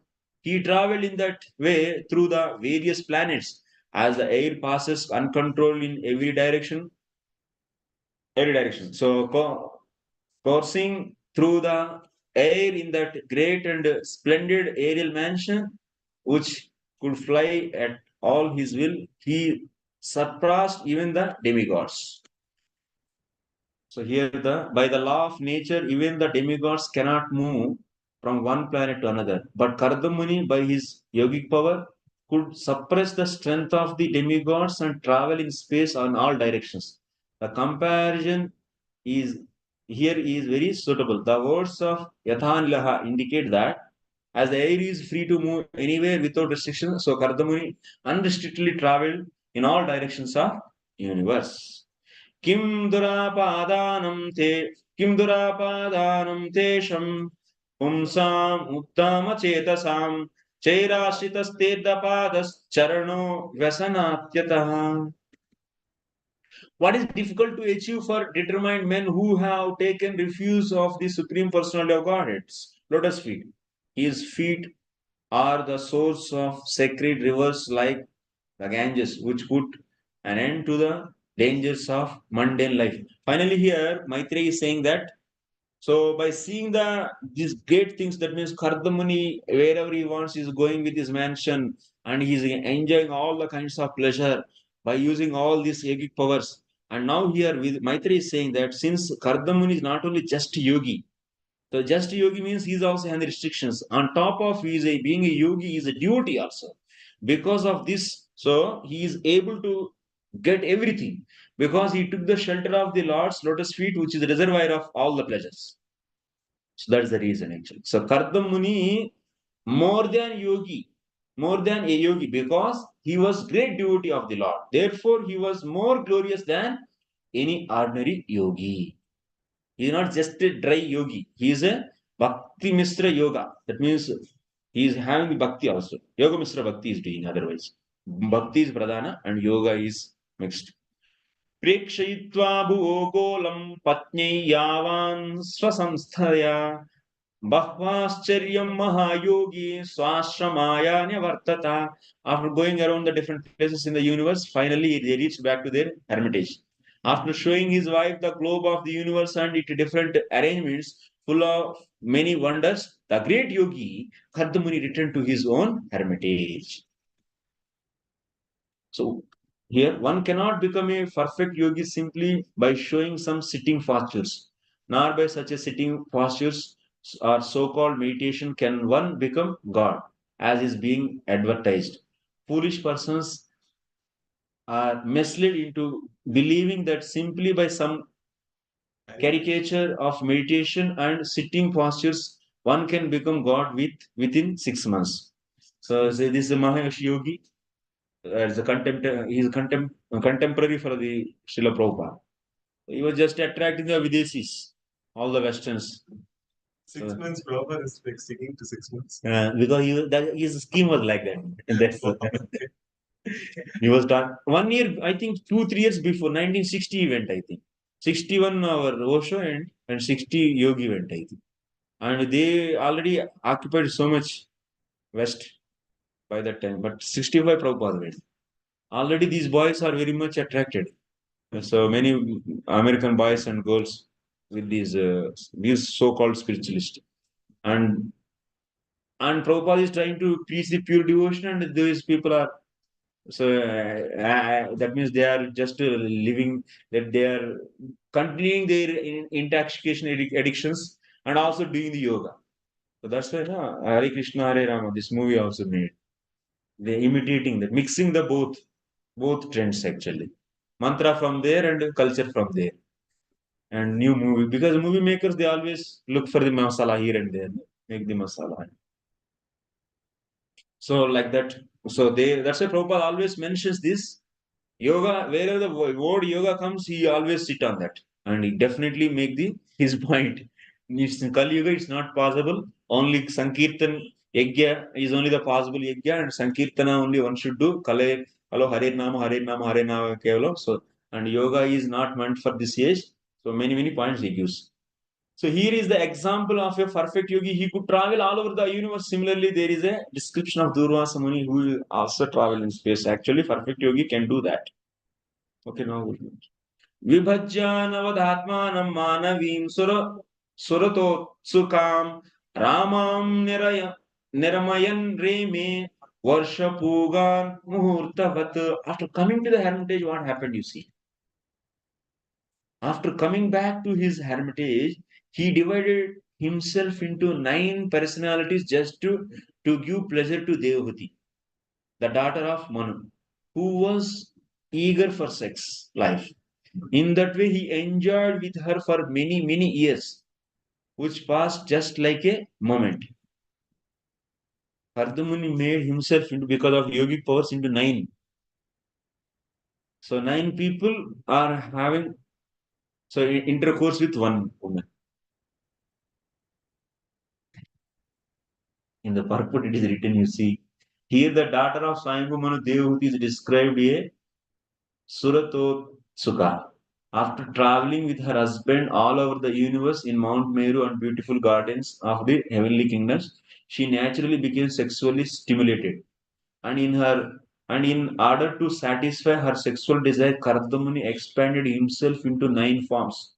Instead of one, he became 9, and 9 persons had sexual intercourse with Devahuti for many years.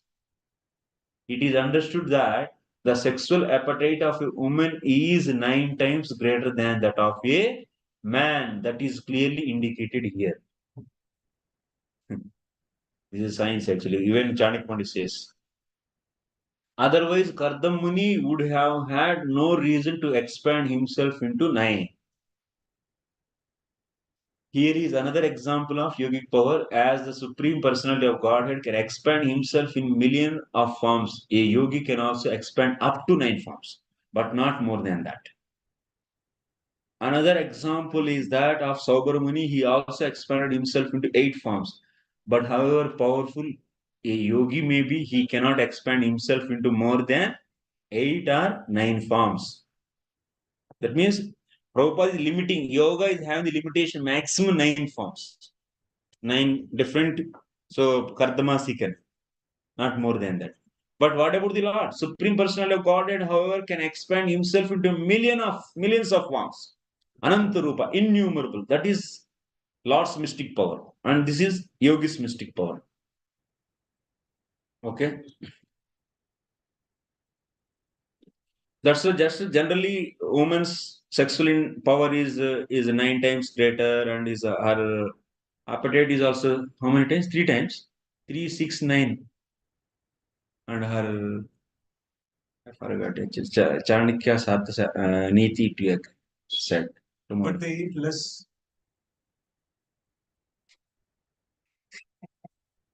Means in cooking, this one calculation, congregation program means we cook less, and youth program means we cook more.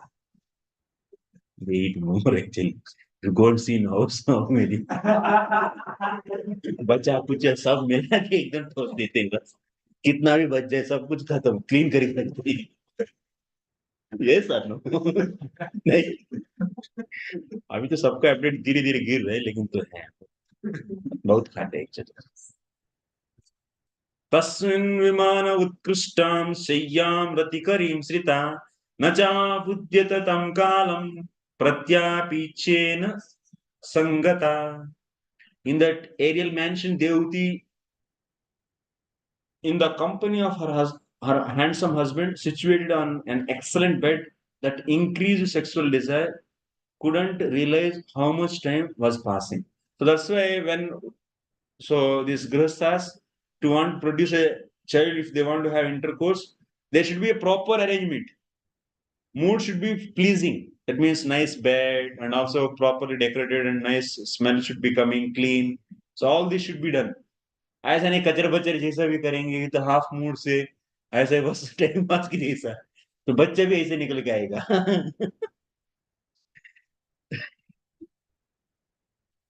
otherwise preaching will be difficult na prabhu if they don't produce proper children pain for you only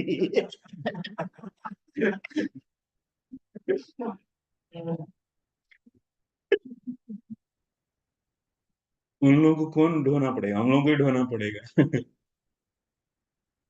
Sex indulgence is so enjoyable for materialistic people that when they engage in such activities, they forget how time is passing.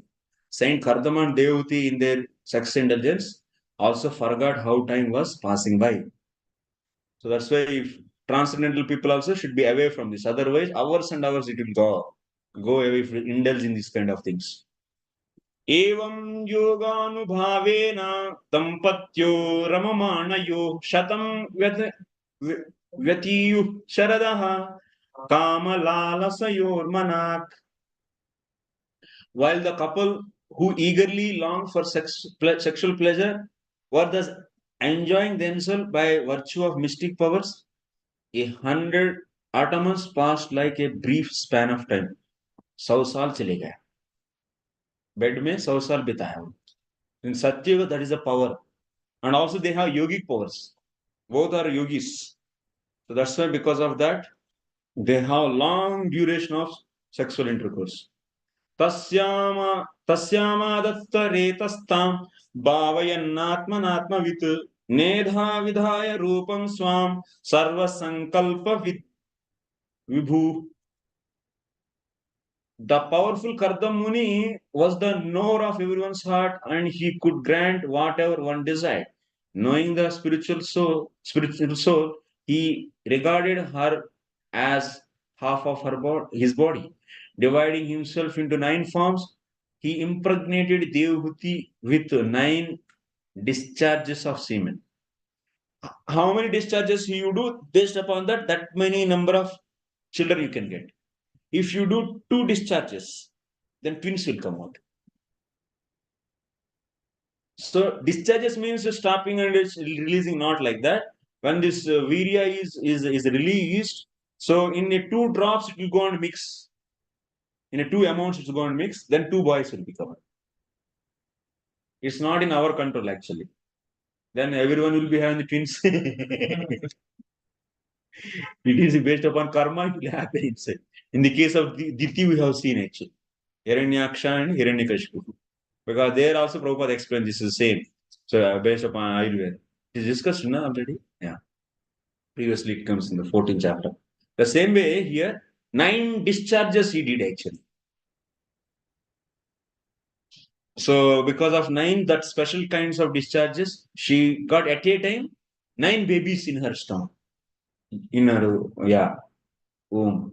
Since Kardamuni could understand that Devahuti wanted many children, at the present chance, at the first chance, he begot 9 children at one time. He described here as Vibhu, the most powerful master. By his yogic power, he could at once produce 9 daughters in the womb of Devahuti. अतः सा सुषवे सद्यो देवहूति स्त्रियः प्रजा सर्वास्ताश्चारु सर्वांगयो लोहितोत्पलगन्धयः. Immediately afterward, on the same day, today only intercourse, birth also again on the same day. 9 months carrying nothing is there, no pain, nothing. Devahuti gave birth to 9 female children, all charming in every limb and fragrant with the scent of the red lotus flower. Because yoga. Why it is happening? Because of yogic powers.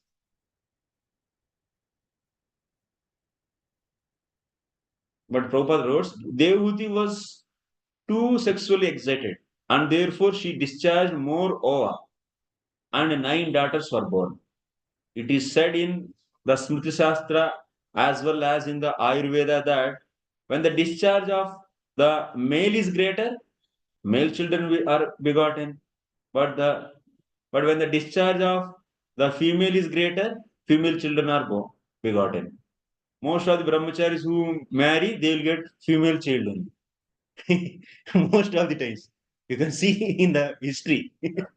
Why? Because male discharge is less. It appears from the circumstances that Devahuti was more sexually excited and therefore she had 9 daughters at once. All the daughters, however, were very beautiful and their bodies were nicely formed, and each resembled a lotus flower and was fragrant like a lotus. Since she has so much discharge, and that's why he became 9, because so in generally, so females desire for sex is more. Based upon that, the secretion is also more, then it will be female. And if she is attracted and she is feeling more sex, then automatically the girl child will be produced. If male feel attracted towards the woman and if he discharge more liquid, so then from that male will be produced. This is a Ayurveda science. And also there is another science, there is even days and odd days. So after the taking bath, so are they from the first day menstruation starts. So if you count it and if you go for the even days, on the even days if you have that means intercourse, then male child will be produced. On odd days if you go, then female. So many factors are there. Even days you should select, and male should be feel more. That means excited. And if he is regularly discharging, then what will happen on that day? Also, he will discharge very little and finish. Only girl will be coming out. Yes or no? This is going to happen. So that's why Brahmacharya Vrata, if they follow, so then they will be having this strong potency and they can produce a male child. If there is no Brahmacharya Vrata sufficiently followed, then discharge is also less because their ability of the feeling sexes will be less, no? So because regularly just not following Brahmacharya Vrata and he is cheaply using that, then he will not satisfy also his wife and he cannot produce more secretion, then females will be produced. बहुत बड़ा science. पतिं सा प्रव्रजिष्यन्तं तदा लक्ष्येष ते बहिः स्मयमान विक्लवेन हृदयेन विदूयता. When she saw her husband about to leave home, she smiled externally, but at her heart she was agitated and distressed. So, because according to the agreement is what? After giving birth, Tata. But So, Lord told he will come, so why he is not anticipating the Lord? that he forgot that. But he is eager to go to practice Krishna consciousness. That's why he is very much eager, but now she is reminding that. So you cannot leave now. The example of Kardam Muni should be understood very clearly. A person whose main concern is Krishna consciousness, even if he is entrapped in a household life, should always be ready to leave household enticement as soon as possible. अरे उन लोगों से ज्यादा मजा हम लोग ले सकते हैं क्या? कितना बढ़िया mansion and traveling to different places and hundreds of years. And immediately, just kick off and leaving and ready to go forest and live. No attachment, nothing. That is Kardama. And that means one should be so much detached anytime we are ready to leave it. In that way, one should live in the family life. Should always be ready to leave household enticement as soon as possible. और इसको छोड़ने कैसा छोड़ सकते हैं? ऐसा इसके लिए स्ट्रगल, उसके लिए 10 साल 15 साल का प्लानिंग करके और भी उसमें थोड़ा ही छोड़ेंगे और आधा अपना पास रखेंगे, ऐसा नहीं. So such a way one should be so eager to leave this. Marrying means Marriage means is for the leaving only, not for keeping. On the day of marriage day only, you should leave, make your mind that I am going to leave this.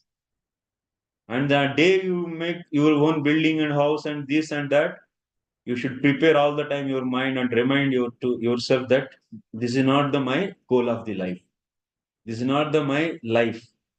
My life is Krishna conscious life, and that is only the important for me. And it is my just duty so to produce a Krishna conscious children. So that's why it's my duty and following my duty. But there should not be any kind of attachment. That should not be there.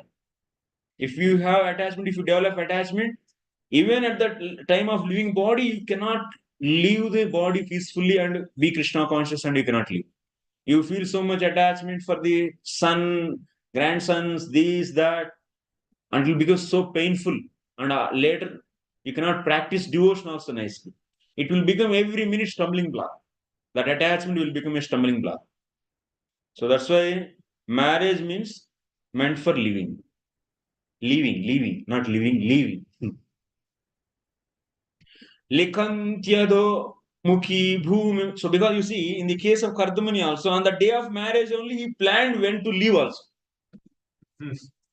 That kind of planning should be done. Yeah, exit clause. Very good. Class. Very good word. Likhantyado mukhi bhumim pada nakamani shriya uvacha lalita vacham nirudya shru kalam shanai. She stood and scratched the ground, scratched the ground with her foot, which was radiant with the luster of her gem-like nails. Her head bent down, she spoke in slow and charming accents, suppressing her tears. ऐसा नीचे सब पैर को ऐसा ऐसा ऐसा रब करके ऐसा साड़ी को लेके ऐसा ऐसा राउंड बनाती and keeping head down and rubbing that means earth with the fingers means she is not stable in the mind. That is indicating actually. So when woman scratches the ground with her foot, it is a sign that her mind is very disturbed.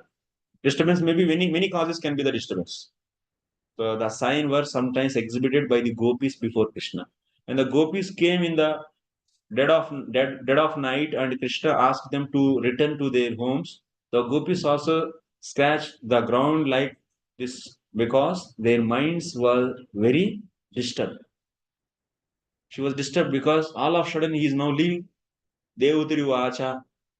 Another 6-7 minutes. We'll finish 6 slokas. Sarvam tat bhagavan mahyam upovaha pratisrutam tathapi me prapannaya abhayam datum. Now she is realizing. When he asked me to, that means when he is offering sharings of the spiritual realizations, I couldn't accept. Just I enjoyed with him. I enjoyed with him. Now he is leaving now. What should I do? So she is feeling very bad and speaking like this. Sri Devhuti said, My lord, you have fulfilled all the promises you gave me. And because I am your surrendered soul, you should give me fearlessness too.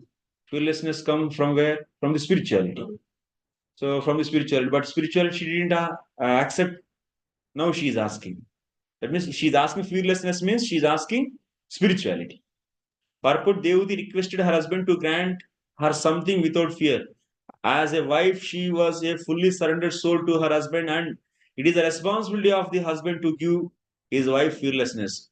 How one award fearlessness to his subordinate is mentioned in the fifth canto Srimad Bhagavatam. One cannot get free from the clutches of the death is dependent, and he should not become a spiritual master, nor a husband, nor a kinsman, nor a father, nor mother. It is a duty of the superior to give fearlessness to the subordinate.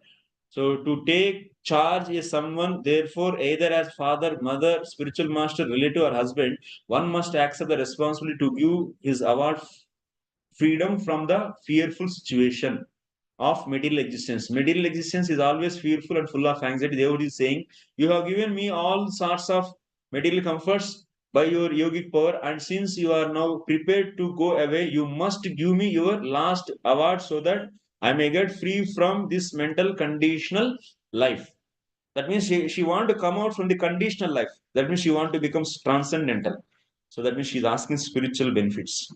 So Brahman duhitu vistubyam virmugya pataya sama kaschit syanmi vishokaya tvayi pravrijite vanam. My dear Brahmana, as far as your daughters are concerned, they will find their own suitable husbands and go away to their respective homes. But who will give me solace after your departure as a sannyasi? How will girls find their husband? This is contradictory to the previous. No, superiors, they will, that means already sages are given with the information. This Kardama's daughters, you should marry this, you should marry this. With the instructions of their authorities only they will marry. It's planned actually. And already it's also said in the first chapter, no, 21st chapter. Lord Himself already planned. You are going to produce 9 daughters, those will be given to the sages, and those will be so increasing the progeny population. So everything is planned actually. So after getting his sons and daughters married, a householder can retire from household life, leaving his wife in the charge of grown-up sons. Another place, it is the duty of the husband to liquidate his debt to his wife.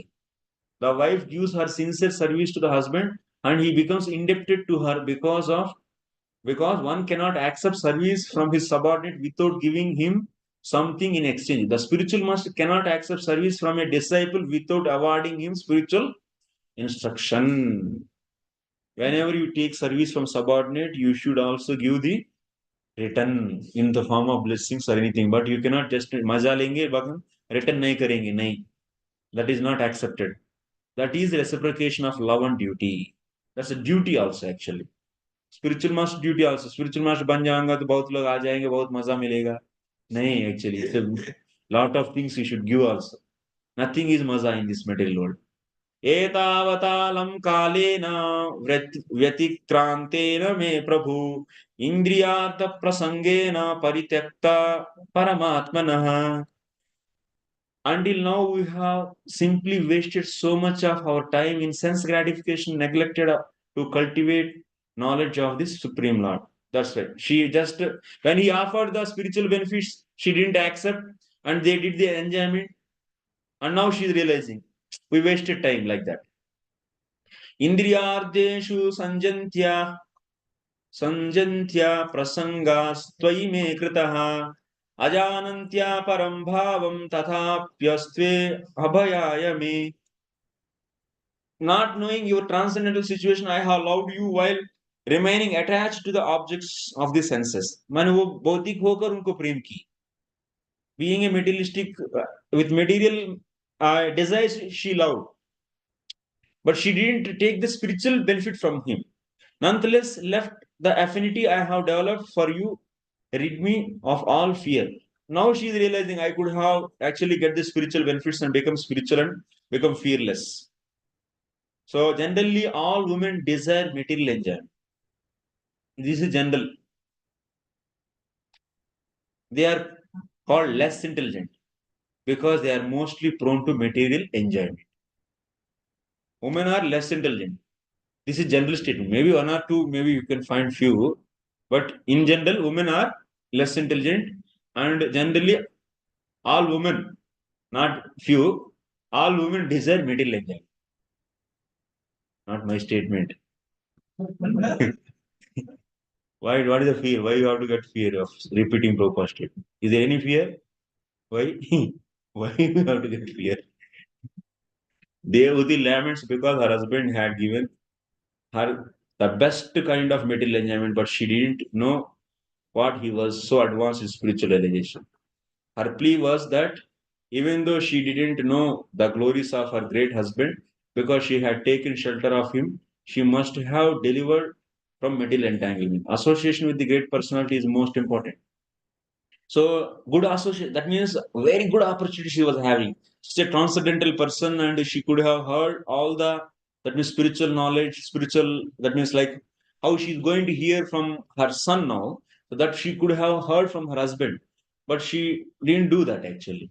She spent time, that means when he offered, that means when he had time and he offered, but she said that I want children. And she went for the material enjoyment.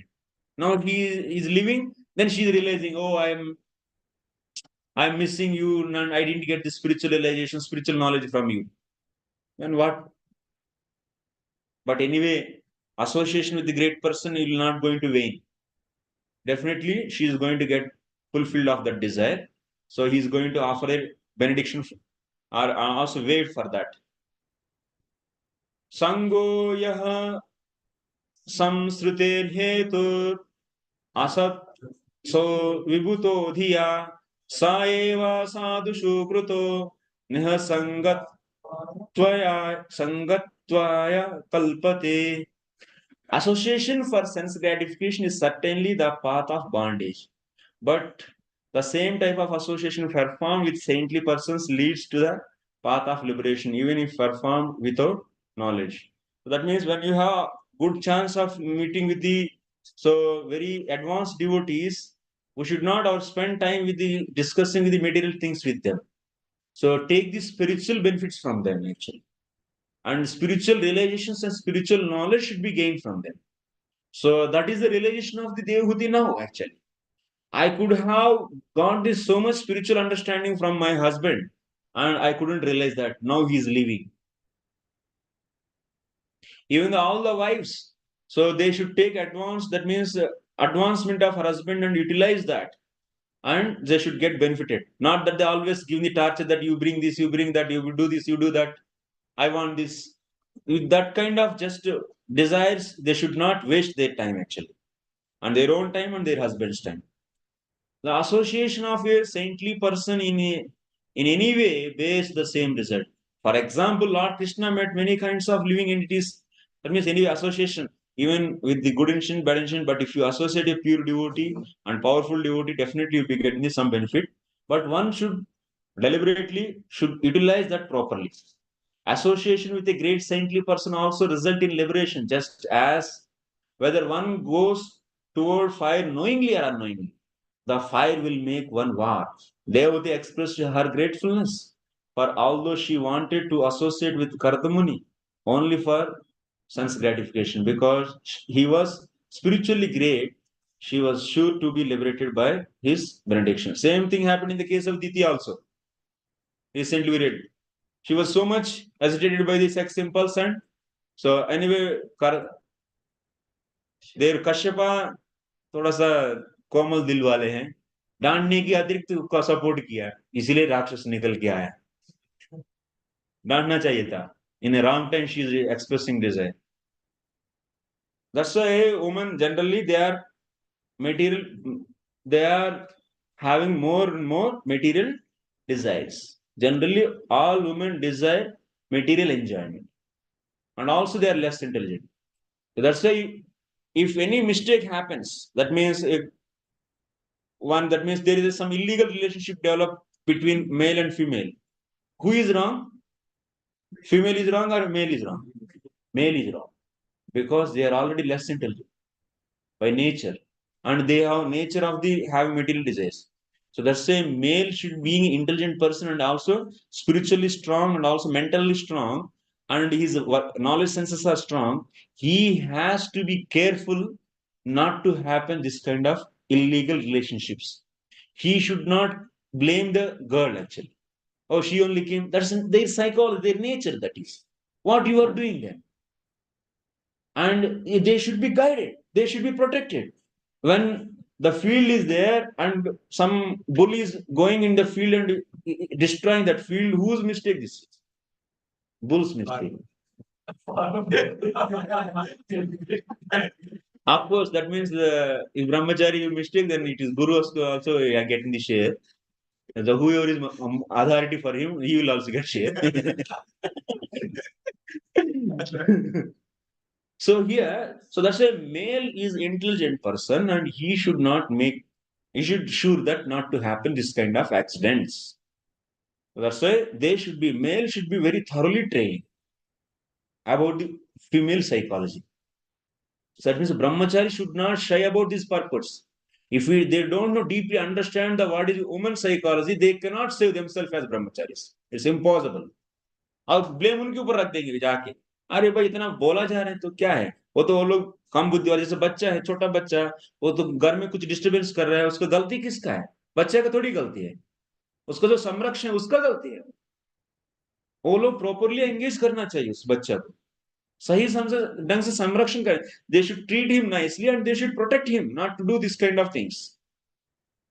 So similarly, if any woman is getting to be corrupted, then husband's duty, son's duty, father's duty, and the spiritual authority's duty not to happen. And they should not be mishandled and they should not be blamed. They should be gently taken care and you should not do, and punishment should not be given to them. Punishment should be given to the brahmachari. A severe punishment should be given to him. That's his wrong action. Even they run behind you, you have to tactfully handle this gently, and because they are not also so intelligent, if you are not able to, and if you try to make them educated and so that I can, no, you have to tactfully intelligently. बच्चों को बहुत बुद्धि सिखाने से काम नहीं चलता है, उन लोगों को tactfully उससे, if you want to make the किसी चीज छुड़वाना चाहते उस बच्चे के हाथ से, उसको कैसे प्ले करते हैं ना उससे just you have to tactfully do that. Similarly, if you get rid of from the any girl who is running behind you, you should be very gently, you should come out from that. मैं philosophy से कहूंगा करके बैठ के उससे सिखाते सिखाते तो भी also will go with her. दोनों डूब जाएंगे. It's very dangerous. Be careful, brahmacharis. And also grihasthas, they should be satisfying their wife nicely. They should give time for her. And they should see what are the needs and how they can be satisfied, because they have naturally material desires. And don't try to preach so much philosophy. Oh, you are not body, you are soul, and you should not have this and that. They never digest that so much easily. You should provide the necessities as per your capacity. And also females also, they should understand what should I ask and what should I not I ask. So that's why there should be a thorough training for the male and female. Then only there is a good, healthy society. So next, Nehayat karma dharmaya na viragaya kalpate na tirda pada sevaye jivan pimruto hi saha. Anyone whose work is not meant to elevate him to religious life, anyone whose religious ritualistic performance don't raise him to renunciation, and anyone situated in renunciation that doesn't lead him to devotional service to the Supreme Personality of Godhead must be considered dead, although he is breathing. Bah, what a statement from the Mother Devati. This is a statement of Mother Devati. It's a dead actually. Jivan napi mruto hi saha. Even he is a living, but he is dead. If they don't worship the Lord's lotus feet, so they are dead, equal to the dead. Like you can see, even not only the person that our Sauna Krishi is saying that each and every limb is useless in the second canto, third chapter. So we see that. If the eyes are not seeing the beautiful darshan of the Lord, then those eyes are equal to the eyes of peacock feather. If the tongue is not vibrating the Lord's name, that is equal to the frog's tongue, actually, like that. So here Mother Dev is saying that if someone is not doing the devotional service, then he is living but equal to death, dead person. So next, Saham Bhagavato Nunam Vanchita Mayaya Drudham Yatvam Vimuktadam Prapya Namuksheya Bandhanat. My Lord, surely I have been solidly cheated by the insurmountable illusory energy of the Supreme Personality of Godhead. For in spite of having obtained your association, which gives liberation from material bondage, I didn't seek such liberation. So, like that, she realized, and after that, what happened? Tomorrow we'll see. In this way, thus end the Bhakti and the purports of the third canto, 23rd chapter of the Srimad Bhagavatam entitled Devuti's Lamentation. Thank you very much. Srila Prabhupada ki. He did only wait till the last moment. This case, Kapildev came and he handled. But usually the preaching started going since the beginning. He was busy in his own sadhana. They were not having time, actually. He's fully busy in his sadhana. But he gave no opportunity. The sadhana very, if they sit for meditation 100 years, 1000 years, like that they do. It's But different. why did he marry? Huh? Even I have a question. Why did you mention But that, But like wife support is support is needed. Na? Without that, he cannot do. Na? There is a karma also is doing. Na? Some kind of karma and other things. So rituals also is doing. All the penances, for that he need the wife. Telling I am ordinary person, normal person. He is mixed person. Many sadhanas he did. He did tapasya, he did the karma, he did the yoga, he did the devotional service. All he did.